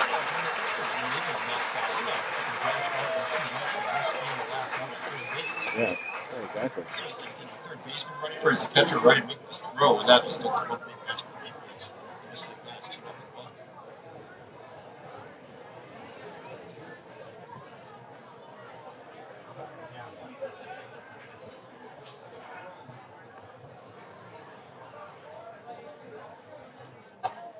So stolen base, E2 on the throw allows Garten to score.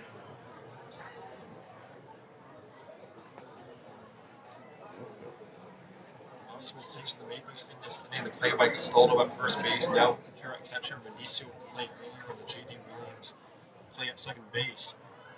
Sloppy from the Maple Leafs here in the bottom half of it. That's a 4-pitch walk for Nellis.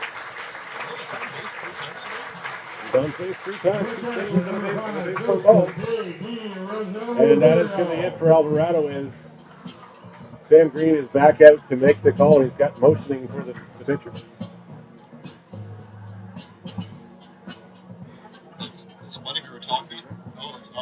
his pitch count so low, he pitched to the 7th or 8th inning. There he is now. What do I do?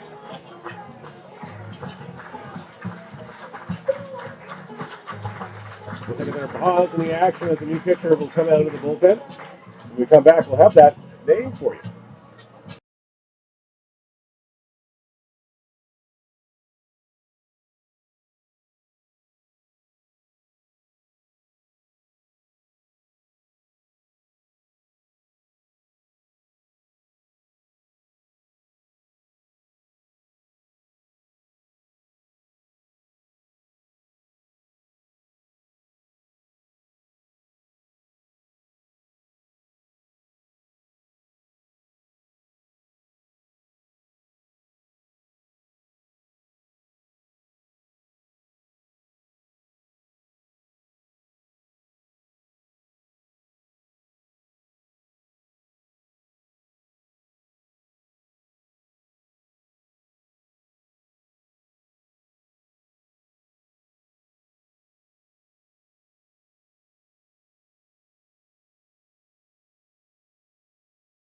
I'll come back in a second. Just going to put the line station.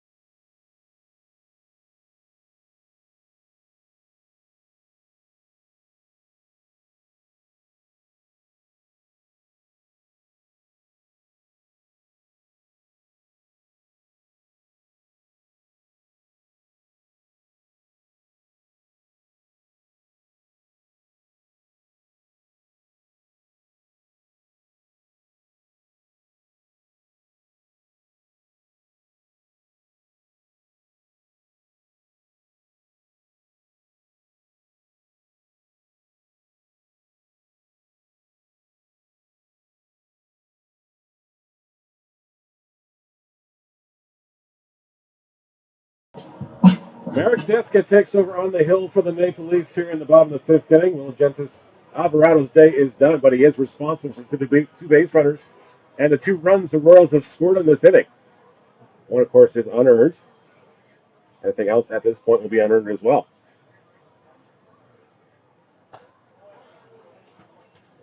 J.D. Rosario takes a big swing on the first pitch from Deska for strike 1.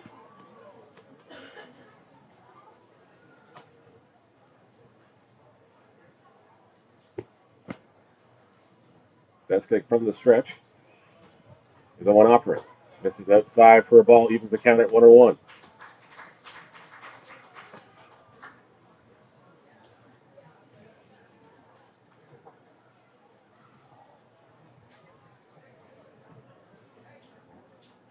It's fouled away for a strike.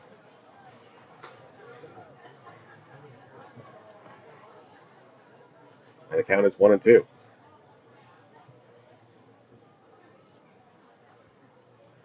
The Polish Prince on the hill again for the Maple Leafs.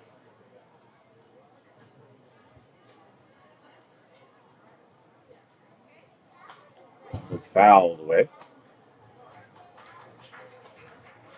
And the count remains 1-2. Rosario at the plate. Ashton Patterson waiting in the on-deck circle. Should the inning continue with 2 away here. If you're a Maple Leafs fan, you're hoping they get the out here. 1-2 offering. It's lined into center field for a base hit. And Benicio actually is going to pull it down.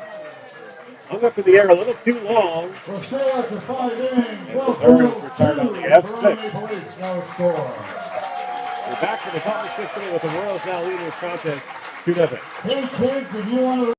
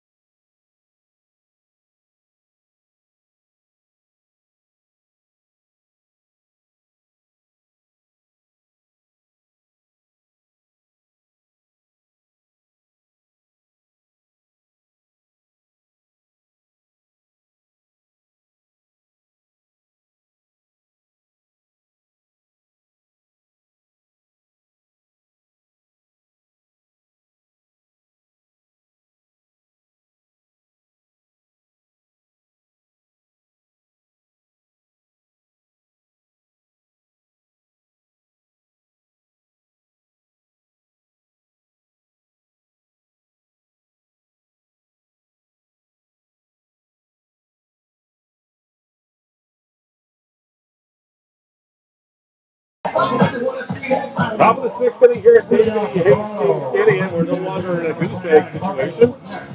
Guelph Royals striking for a pair of runs in the home half of the fifth inning to lead this one over to Maple Leafs 2-0.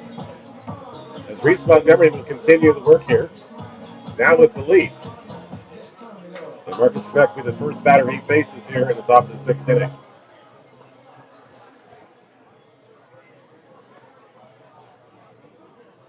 Beck 0 for 1 in the contest. He does have a walk. Takes that one, ball one inside. Starts the count at 1-0. Hopefully the audio issues have resolved themselves, folks. Sorry, I'm not sure why it's muffled.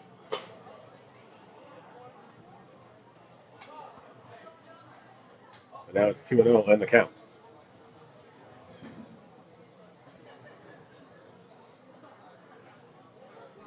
Go offering from Montgomery is fouled away by Connect. The count now is 2-1.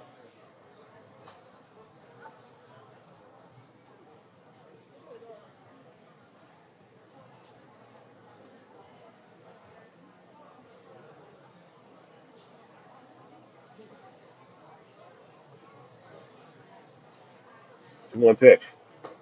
It's in there for a called strike by Dean Overland. And the count runs to 2-2. Ryan Dos Santos and Connor Lewis due up here in the inning after behind Connect. As Connect connects with this one into the outfield. Right fielder charging hard. Second baseman converging as well. And it'll be the second baseman who makes the catch for the out number one. Connect retired on F4 in the first half of the inning. Ryan Dos Santos 0 for 1 in the contest. He struck out swinging in the first inning. Walked in the third. Stole second base, where he was stranded there. Maple Leafs have had their opportunities with 2 away here, but unfortunately have nothing to show for it so far. That one's in there for a strike one. Called strike. Leafs losing their home opener last week, 7-5 to the London Majors. Then losing in Barrie on Thursday night, so they're 0-2 to start the season. This, of course, is the Royals' first real game. They got an inning and a half in yesterday. 1-1 offering is in there for a called strike, too. Right now, 1-2 on Ryan Dos Santos. Great crowd here on hand at Hastings Stadium. Lawn chairs as far as the eye can see on both sides of the field. That one's fouled away. Dos Santos stays alive.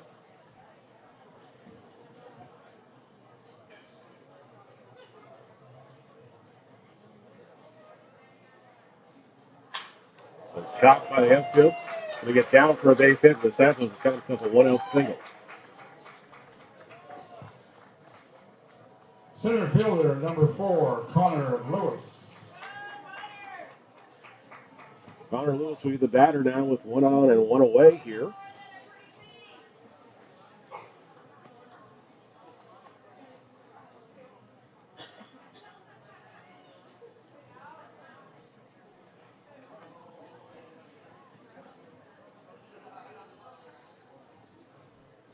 Shows bunt, but pulls it back. In time, takes ball 1 for Montgomery.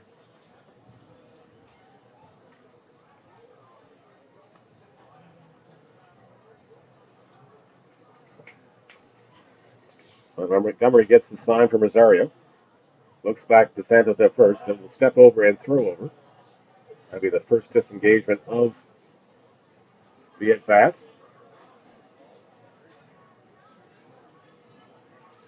See all 3 umpires in unison making that signal. Runner goes. Throw down by Rosario is high, and Dos Santos steals the base. I believe that is a ball call on the pitch, yeah. Actually, it was a strike call. 1-1. My apologies.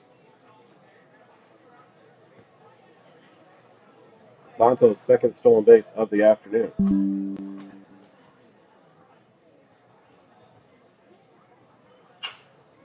Lewis hits this one foul. Going to run the count to 1-2. Lewis 0 for 2 with a pair of strikeouts in the contest so far.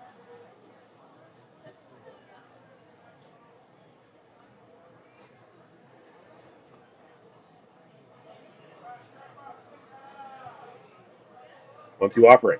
Santos goes on the punch. Only play they're going to have, and it's going to go bouncing off the ball. That's going to be a foul ball. Santos tried to plead that the third baseman had touched it, but he didn't. A very fortunate bounce for the Royals here. Connor Lewis thought he had an infield single. Instead, he'll have to go back to the bat and try again. It's like those Tim Hortons roll up the rim cups. That's all I got all season. It's all right. Try your luck again.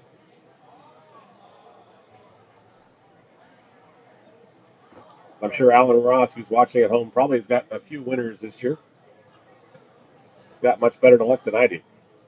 Wishing Alan a full speedy recovery. I know he had some dental surgery this week as well. But he made it to the opener for the Leafs, as always. Longtime volunteer with that club.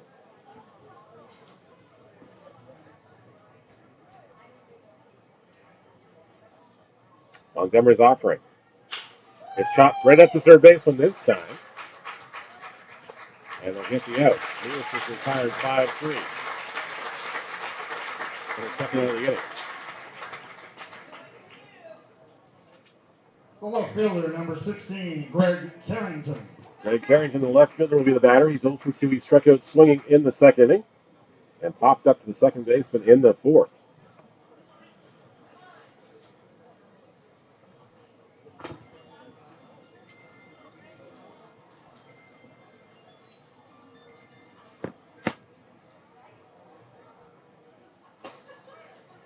That one's in there for a strike.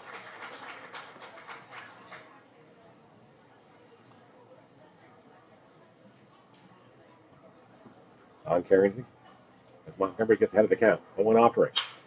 It's chopped to the second base, but he'll take it on the bounce. Throw to first in time. And release. The score remains. Royals still lead this one 2-0 as they come to the bat in the home half of the sixth inning when we come back to the Hastings Stadium right after the break.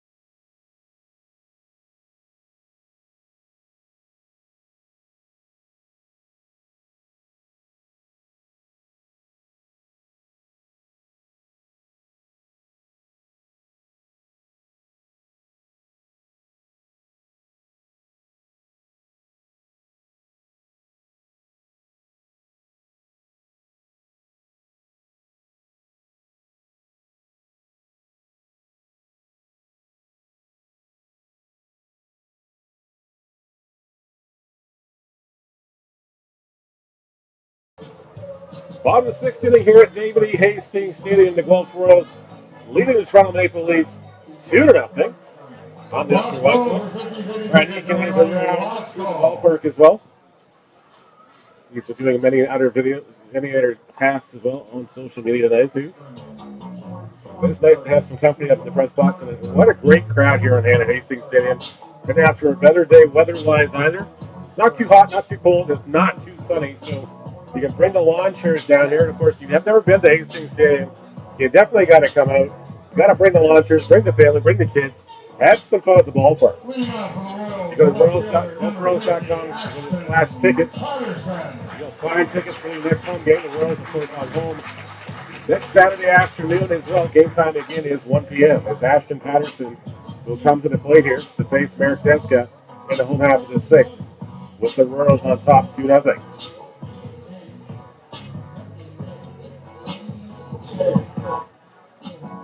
I finally finished my tea from 9 a.m. Now we'll switch to some water as Patterson takes ball one upstairs.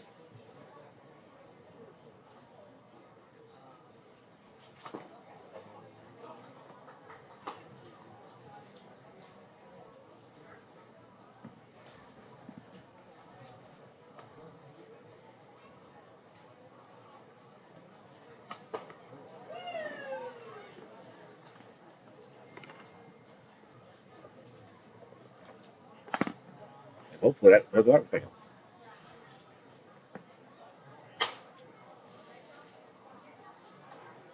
That one is in there. And makes it 3-1 on the count. Patterson.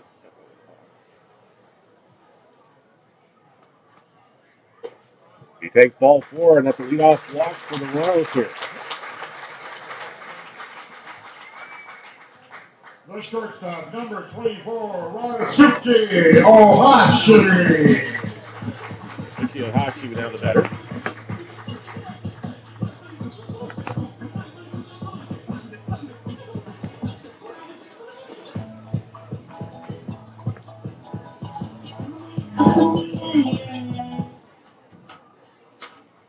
He'll bat with Patterson at first and nobody away.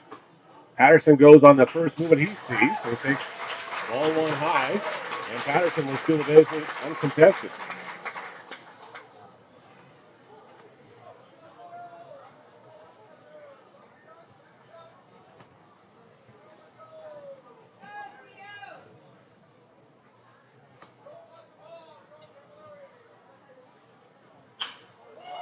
Ohashi gets a charge into that one, but it's right at the left fielder. He'll make the grab, and there's one away. Ohashi retired on the F7 for the first out of the inning. Blake Simpson will be the batter, the second baseman. The second baseman, number 35, Blake. He's 1 for 2 in the contest. He's got a single, hit by a pitch, and grounded at 6-3 in the 5th inning.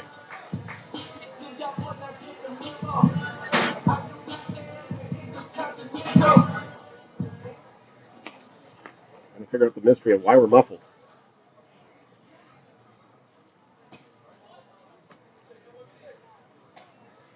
That's ball 1 on Simpson.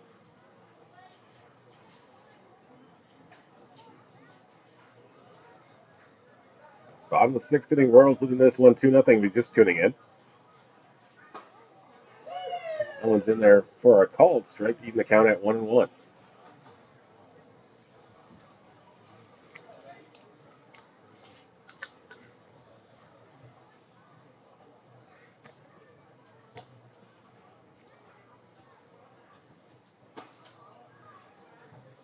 One's upstairs for a ball. Count down 2-1 on Simpson. J.D. Williams waiting on deck. Followed by Garrett Takamatsu in the hole. And Josh Garton, should the inning continue that long. Swung on and missed. Evens the count at 2-2.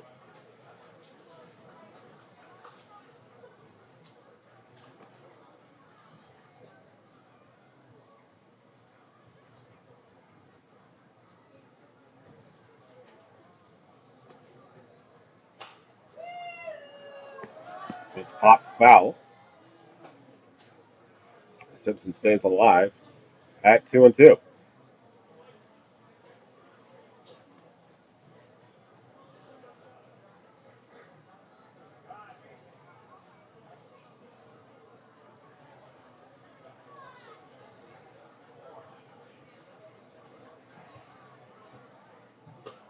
That one misses upstairs for a ball. Got to run the count to full. Patterson will be staying put at second base, only one away. Unless a hit and run is on.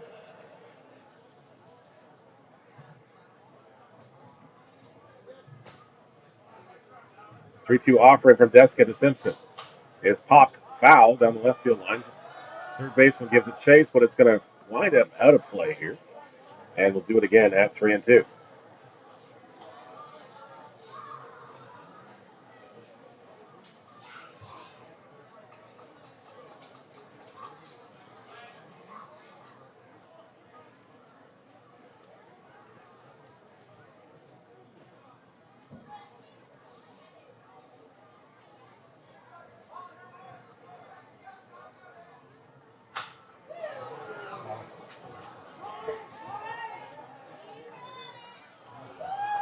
Is going to tag Patterson, bluffs it. Lewis's throw is on the money, and Patterson wisely went back to second base. Simpson's retired on the F base for the second out of the inning. J.D. Williams.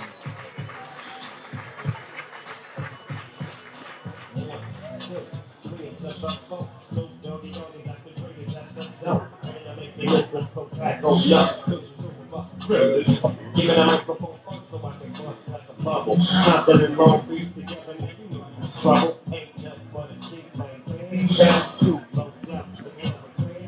Williams now back. 2 away. Eakin from the stretch. Gets the slide he likes. First offering to Williams. Misses inside for ball 1. Eric Takamatsu getting ready to swing the bat here in the on-deck circle. Should Williams be able to prolong the inning here? Oh, misses inside again. And the count is 2-0 on Williams.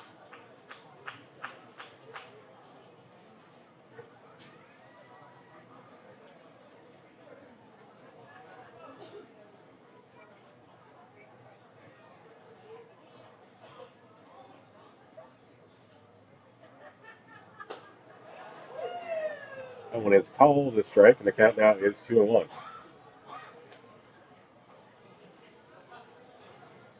Williams had it with a double last time up. Can't hope to score a run. Struck out swinging and flown out to center field so far in the contest. That's again from the stretch. 2-1 offering. It's popped high in the air, but it looks like it's going to fly foul and off the back of the roof here. Even the count at 2-2.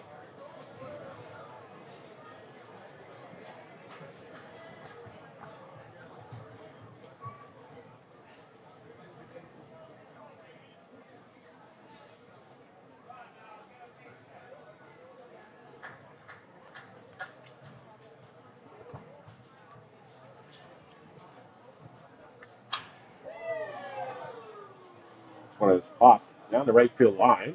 Right fielder makes the chase and makes the catch to end the inning.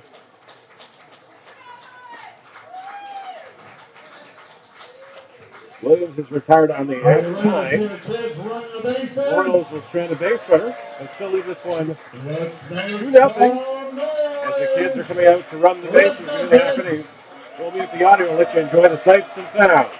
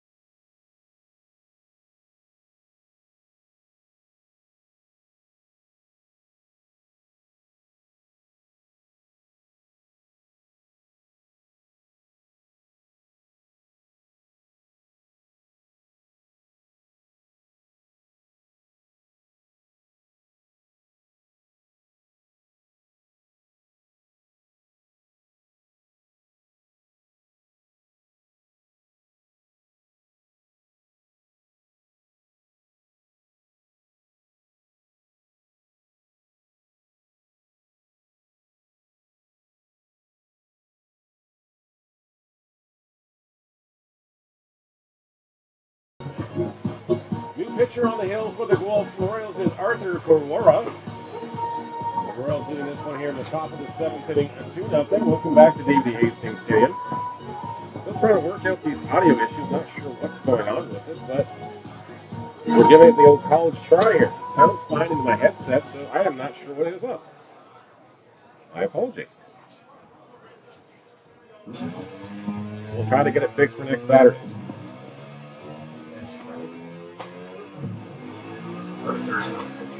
No. It's kind of puzzled with Arthur Corora being the pitcher, but it looks like more like it's probably Darren Shred. But, you know, it's the first day. You know, we're also in the lineup card. Probably didn't know the guy's numbers, and probably put the wrong number down for him. It is Darren Shred after all.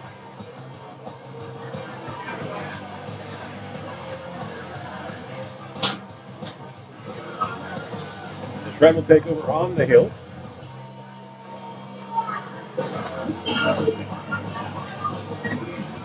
Working with a 2-0 lead here.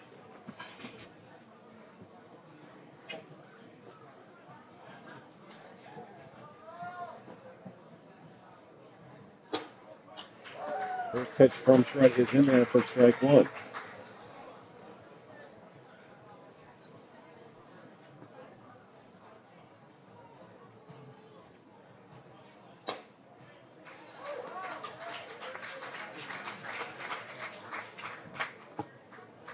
Jacob Kush was solid for 4 innings. Reese Montgomery took over for 2.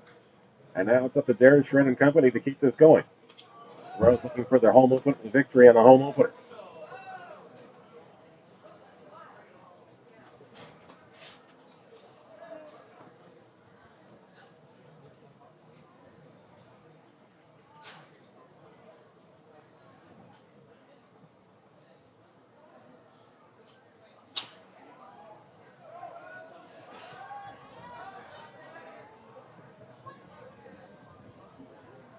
Like Darren Shred is wearing Arthur Corora's number, and that's why everybody's getting messed up here.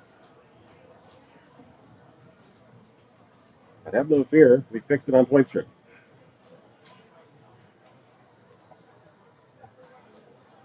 Count now is 1-2. Now 2-2. As that ball gets away from Rosario. Like Shred's release point was just off on that one. 2-2 offering.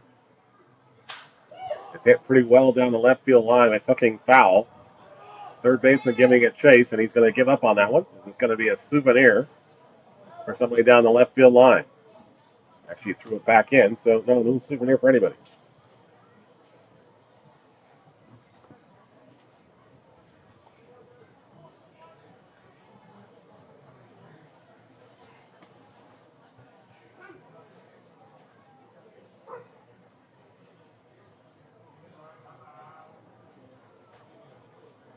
Two offering.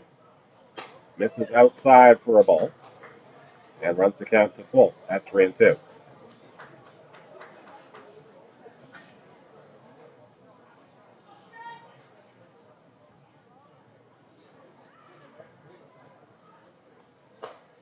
Swing and a miss. He gets the strikeout. Schwartz gets the punch out. Justice McGee is retired here to start the 7th inning. Base for number 2, Charlie Towers. Charlie Towers should be the batter now. He's 0 for 1. He grounded out to the second baseman. He's walked in the second inning.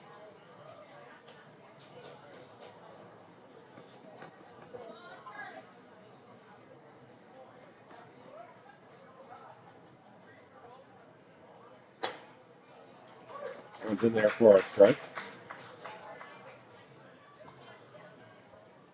Shred ahead of the count at 0-1.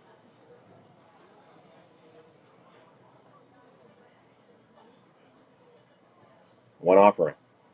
It's foul all the way. Quickly 0-2 now on Charlie Towers.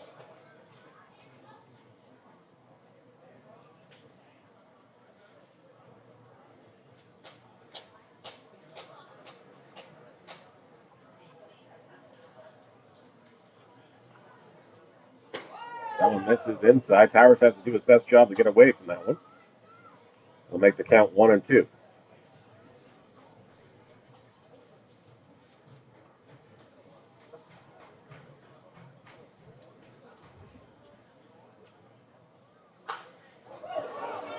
Pop foul.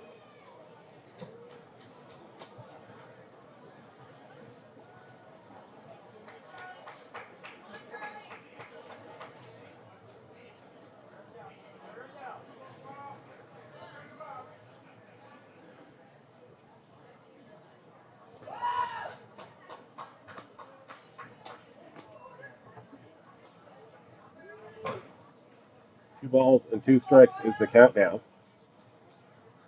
on Charlie Towers.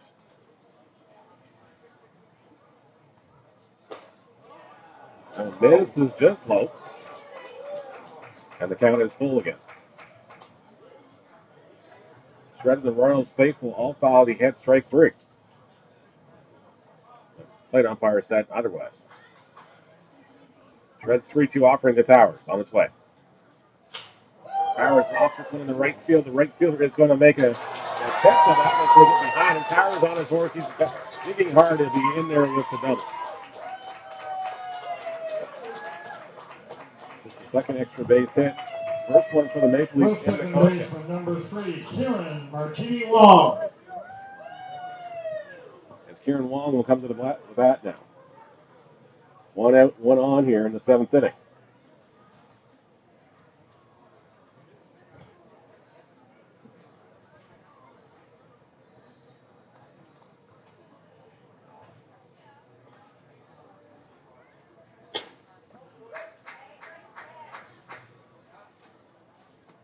That one misses for ball 1.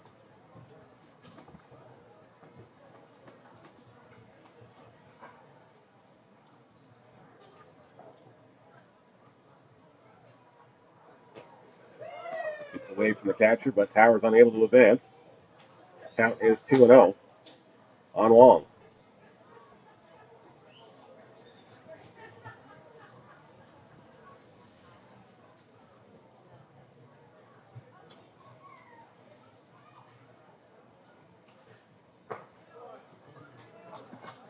In the dirt, it's now 3-0. More activity in the Royals bullpen as well as the Maple Leafs. Whoever's up in the Maple Leafs bullpen is only throwing occasionally. Shred's pitch misses high, and that is a ball 4. The shortstop, Out number double 1, followed Jose by Benito. a walk here. It's got the tying run on base, and the go-ahead run coming to the plate for Jose Benicio.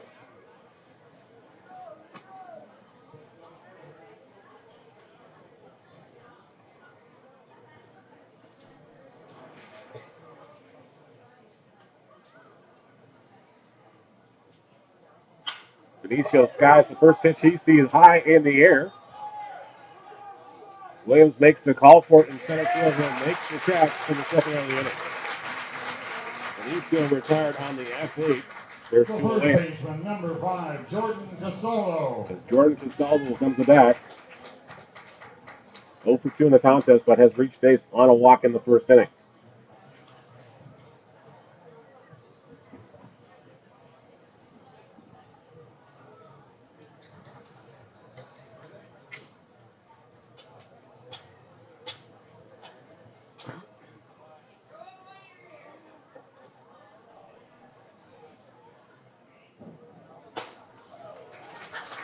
That was in there for a strike on Castaldo. The Shred gets ahead of him. Count 0-1.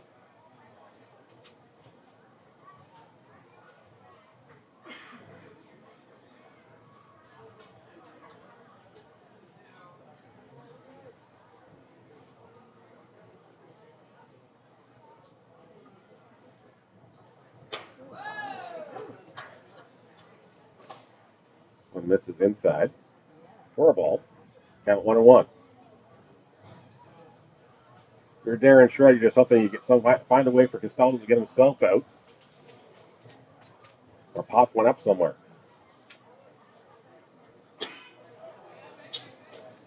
Maple Leafs without both Johnathan Solazzo and Justin Marra in the middle of this order. Castaldo's batting the 2 spot. Now with a 2-1 count in his favor. Runners at first and second now with 2 away. Castaldo skies this one high in the air. Williams is going to give this one chase in center field. It's actually the left fielder, Ashton Patterson, who makes the catch. Sam Manning. Here at the seventh inning stretch at Hastings Stadium, the Guelph Royals leading this one 2-0. When we come back with the bat. After the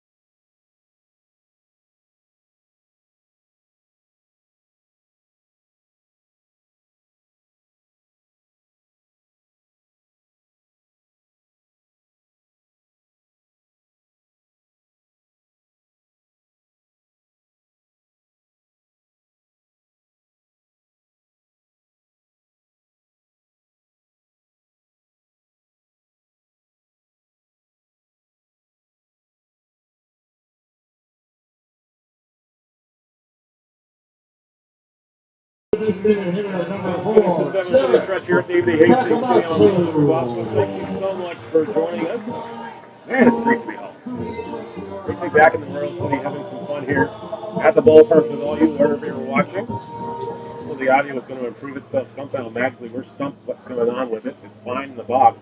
It's fine for the out to the feed, so we're not sure. As Takamatsu pops up the first offer he sees, he's going to have himself a new life. The first baseman unable to pull this one down in foul territory. Takamatsu will be followed by Garden and David Stanley due up in this inning. 2-0 the Royals lead. Maple Leafs have had opportunities in various innings, just unable to bring home that run so far. Maybe it's the Toronto curse. Nobody can timely hitting anybody from wearing a Toronto jersey this year. Blue Jays suffering from that constantly. Lester David Schneider. That one misses high to Takamatsu to even the count at 1-1.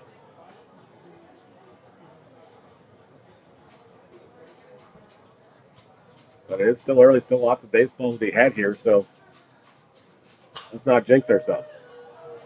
As this one's fouled away by Takamatsu to yank the count 1-2.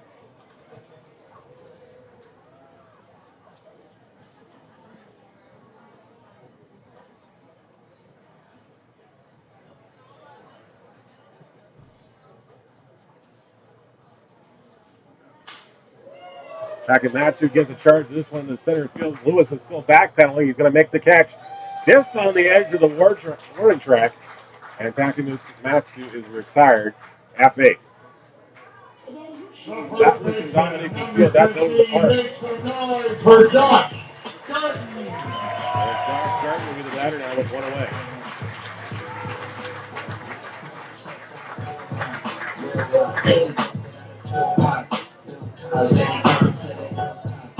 Garden singled his last time up, came home to score. The first run of the season for the Royals. Brought home the first run of the season for the Royals. As that pitch misses way outside for a ball from Eric Deska.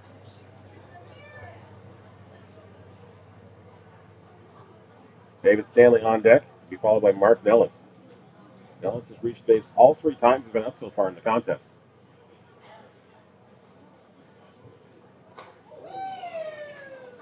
That one's in there for a strike as Garten swings through that one, even the count at 1-1.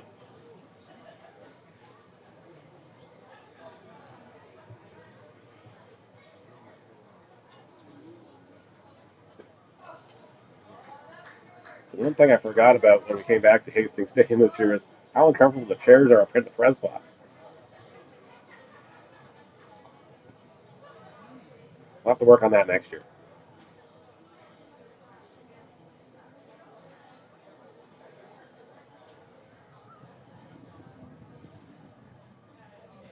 Garton swings and misses on that one and evens the count at 2-2.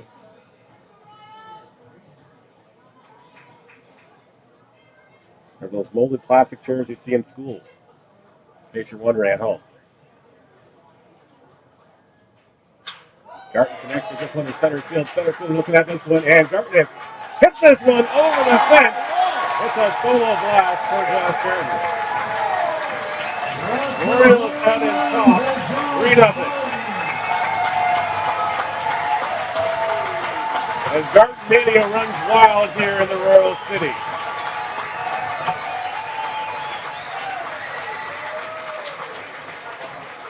An absolute no-doubter to center field. Connor Lewis took a couple steps to his left and then looked at the fence and went, yeah, I got no chance. Royals now leading this one 3-0.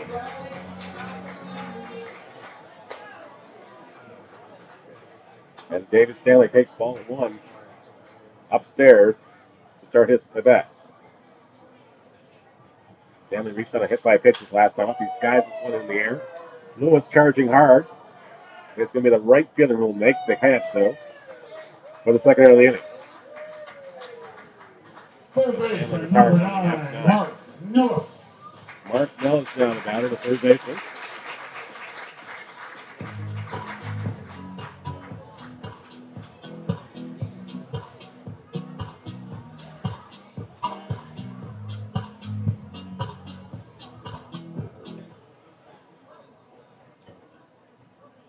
Nellis has been reached all 3 times so far, 2 pair of singles, and a base on ball.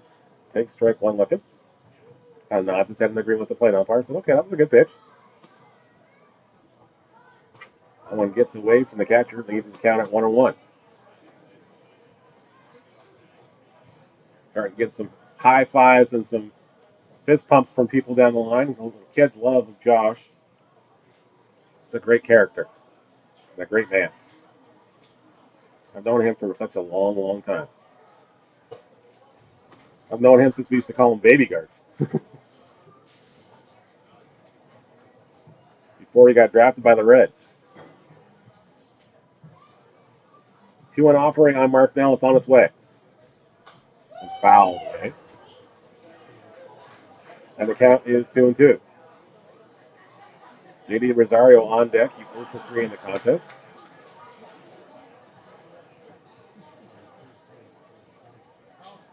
Umpire got a good chuckle from my people as he dropped a whole handful of baseballs. 2-2 offering from Deska. Into center field, not that deep. Lewis is charging, as is the right fielder. It is going to be Connor Lewis who makes the catch in center field to end the inning. Royals get another run here in the 7th inning, courtesy of Garton Mania and the solo blast. Now leading this one 3-0. At the top of the 8th inning, as we come back here at Hastings Stadium.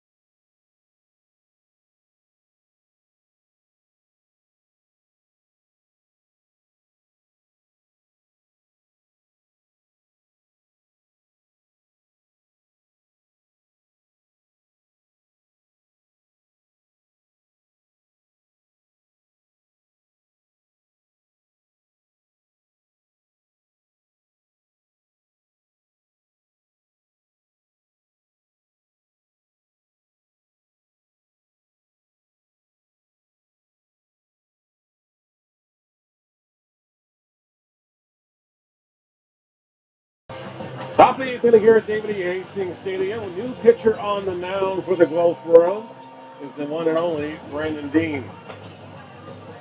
Deans, of course, relative to baseball in this situation.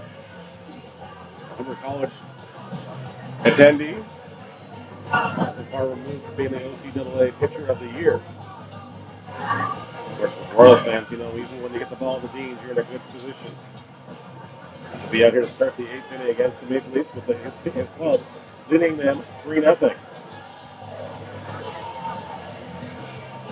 They'll be Past is facing Mark Connect.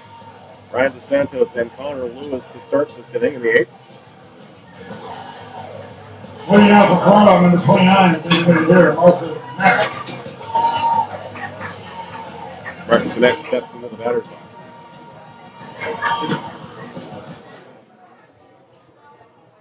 Dean's first offering is inside for ball 1.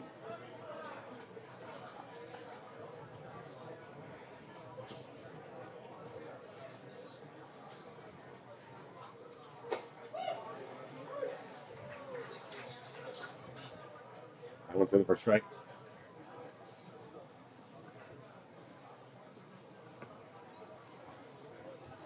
1 pitch.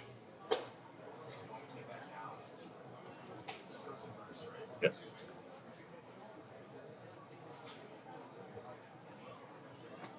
Count now 2-1 from Dean on Connect. Connect slings and misses that offering. He needs the count at 2-2. Thank you.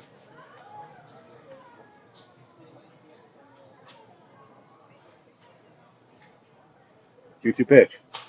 Popped in the air, not that deep. First baseman looks like he's got a beat on it. He'll make the catch home in front of the base. And there's one away.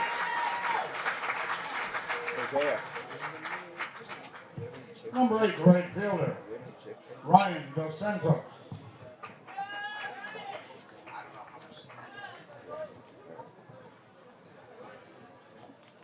Ryan DeSantos now the batter with one away here in the 8th. Royals up on top, 3-0. That one takes strike 1. DeSantos singled. He's walked. He's got a pair of stolen bases and a strikeout swinging.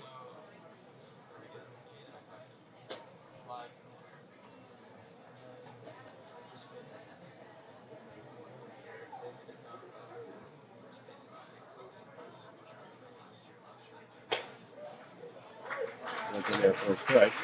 And the count now is a ball and 2 strikes on DeSantos.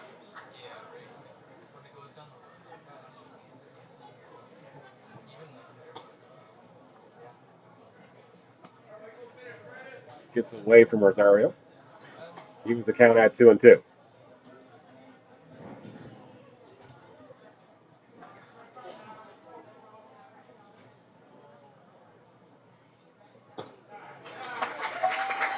Swings on that pitch. We'll throw down the first. Rosario will complete the transaction. Casey through with a putout, and there's 2 away. As DeSantos retired for the second half. Number 4, the center fielder, Connor Lewis. Bringing up Connor Lewis now with 2 away.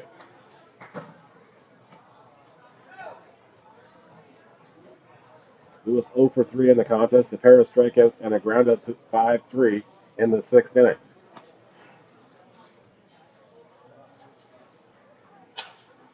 Swings at the first offering he sees. Garten getting this one chased down the first base line. He's going to hit the air brakes a little too hard and almost went into the front row. Everybody's okay. Garten's okay. He checked on the girl he ran into. Everybody's okay. Everybody's happy. Just a long strike.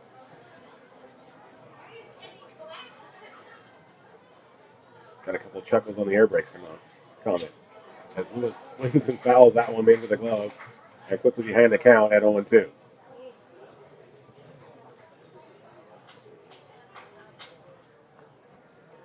Greg Carrington on deck. He's 0 for 3 as well. That one misses upstairs. As Dean's just mixing up a pitch here and wasting one. Keep Lewis honest.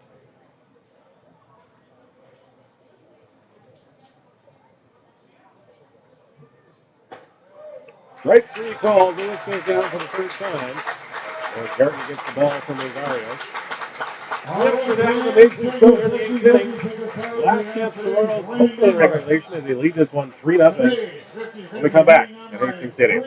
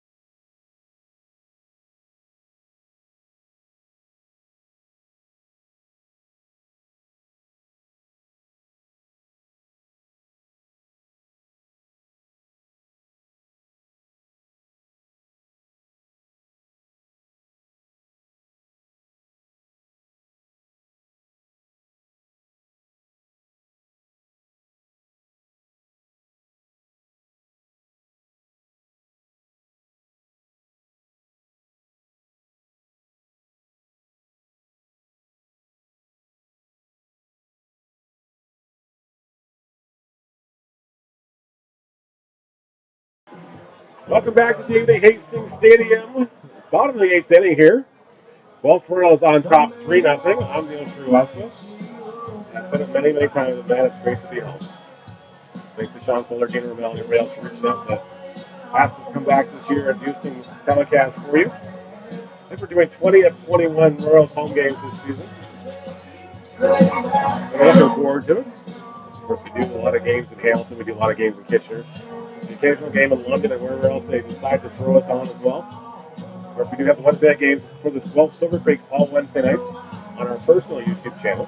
If you want to come hang out and watch some baseball, see the future stars of the IBL, you're more welcome to do so. Game time on Wednesday nights at 7:30. Those games, of course, on weekends.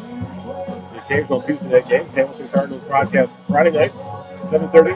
On Mitsubishi Mountain Baseball. We're back when they call there before afternoon. The Hamilton Cardinals taking on the Welland Jackets. No games in the Inter-County this afternoon. We're the only game in town. We're only the game in the IBL. Thanks for watching. If you've been watching on Rogers TV as well, and again, hopefully we got the audio issues figured out. We're stumped on this end, so we're not sure what it is.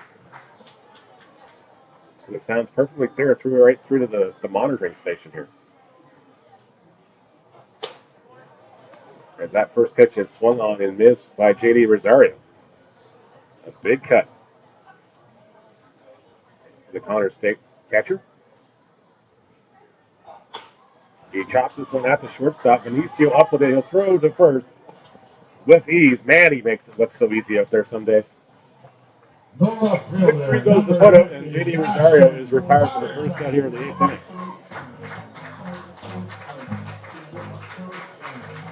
Ashton Patterson now the batter. He's reached base all 3 times. He's been up. He's walked, he's singled, been hit by a pitch. And he's got a stolen base.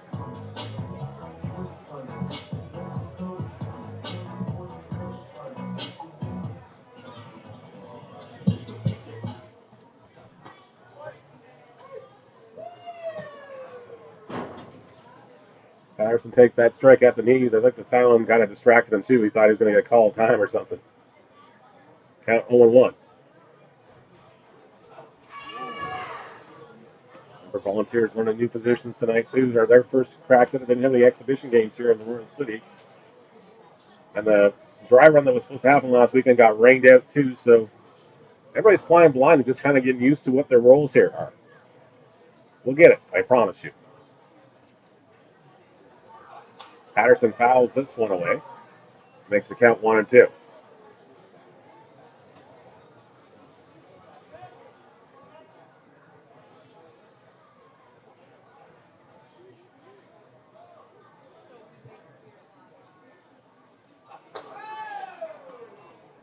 Barry and Welland will be playing this evening. If you look at the out-of-town scoreboard from Rawlings, there's no scores other than us right now. So Barry and Welland were playing in Welland. It is ring night at Welland, at the pond in Welland.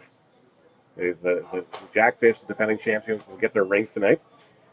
Other game of historic performance or merit, anyways, is, of course, The home opener for the Chatham Kent Barnstormers. They face the Kitchener Panthers today. That's a 7:05 start. I definitely tuning in for a few innings where Patterson will face the Walker. No shortstop, Three space all number time. 24, Ryan Who's it up to play? Suki. Up first. As Ryosuke now, Ohashi will be the batter with 1 on and 1 out. I mentioned tomorrow afternoon. Panthers playing the Royals at Kitchener at Jack Hedge Park 2:05 start. Now the Cardinals taking on the Jackfish. I believe there's one more game that the Lake Police are playing at home at Dominican Field. That one gets away on the strike call. Patterson with the long turn there. He almost with the third on the strike call. The wild pitch that puts Patterson at second base.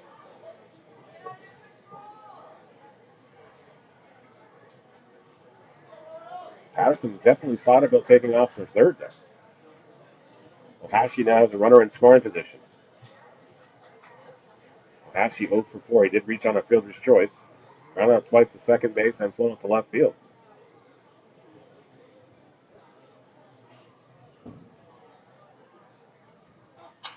Pops this one in the air in the infield. Catcher is going to make the catch and retire Ohashi.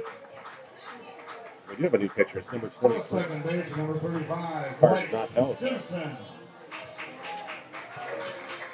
I don't have the Toronto lineup, so I'm not sure who 23 is. We're not provided with the lineup card up here.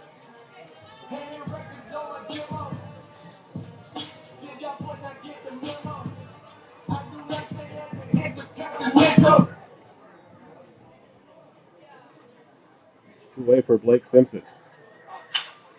Simpson hits this one through the hole. That's in there for a base hit. Patterson will make the turn. The throw is to the offline. Patterson with a head first slide. Royals hitting this one 4-0. That'll give Blake Simpson an extra base.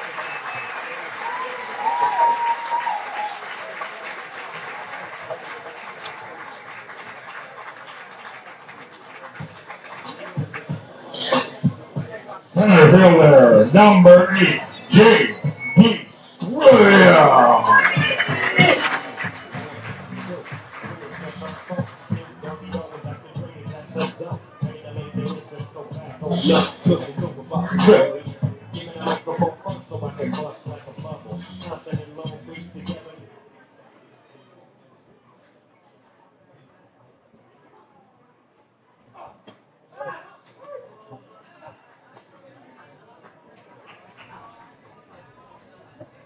Strike one called on J.D. Williams. We're fixing point streak here, sorry.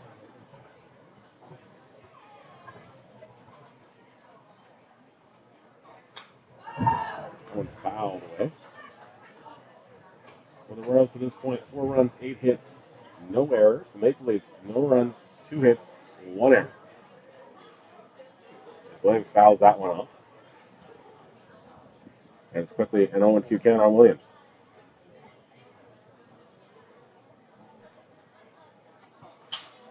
Toss this one in the air pretty deeply. Right fielder will make the call and the catch and the inning. Royals getting an insurance run and off. Here at the Hastings Stadium.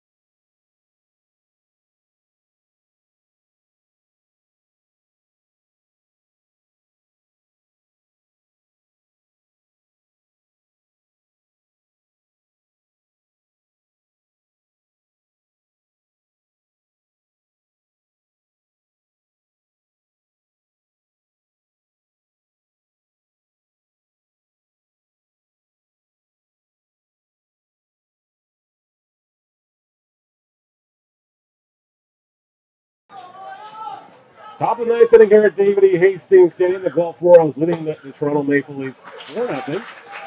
Brandon Dean's out here looking to close this one out and get the lead. The Royals their first win of the season. Quickly 0-2 on Greg Harrington.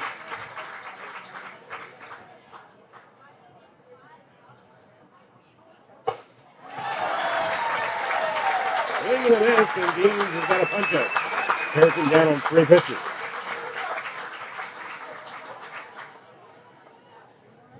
Going to bring in Justice McGee now. 0 for 2 in the contest. Justice McGee. Sorry, 0 for 3 in the contest. 3 strikeout swing. If he swings through that first offering from Deans, and Deans is bringing it today. 1-1. Popped on the end of the bat. Garton's going to charge for this one, but won't get to it in time. Flips it back to the catcher and hits the brakes again before he runs into the dugout. Or worse. That quickly gets another 0-2 count here as Garton's catching his breath, literally yells at Deans to give me a second here. Not as young as he once was. One misses upstairs for ball 1. Count is 1-2 now on McGee. Charlie Towers on deck. Strike 3 call. Deans with another punch. Okay, on your feet. Stop your feet. Let's bring it home. Charlie Towers will be the batter, the third baseman. Number One of the 2 hits for the Maple Leafs in the contest. The other one is Ryan DeSanto.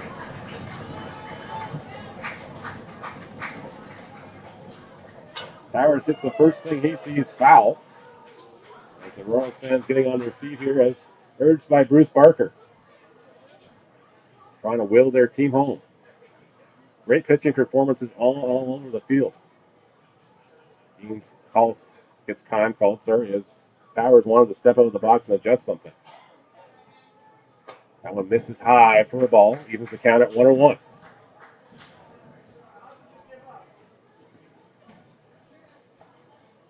Here Long waits on deck, hoping Towers can find a way aboard. Santos with the single, Charlie Towers with the double. The only base hit.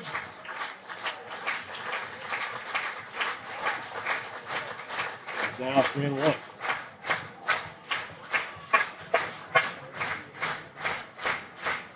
One offering on his way. This is inside, and Towers will take the 2-out walk. Number 3, the second Kieran baseman, Wong will be the batter now. Jimmy Wong. Second baseman today. Keep the noise up, Royal City.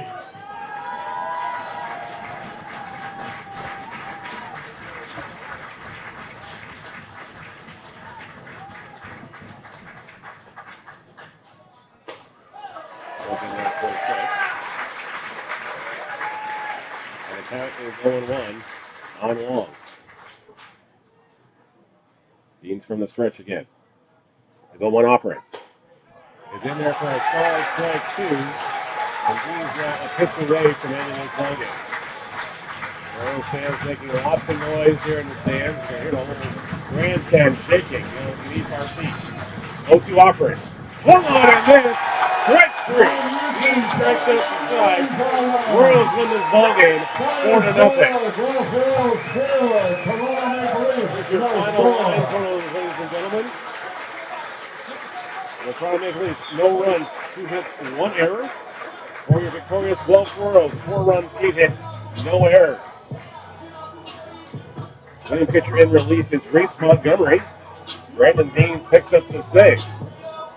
Royals in action, some more action as they make the highly 7 to take on the Kitchener Panthers. That is their next game. Catch that one on Panthers Online on YouTube. Thank you so much for hanging out with us this afternoon. I'm Neil Srivastava for everybody on the crew.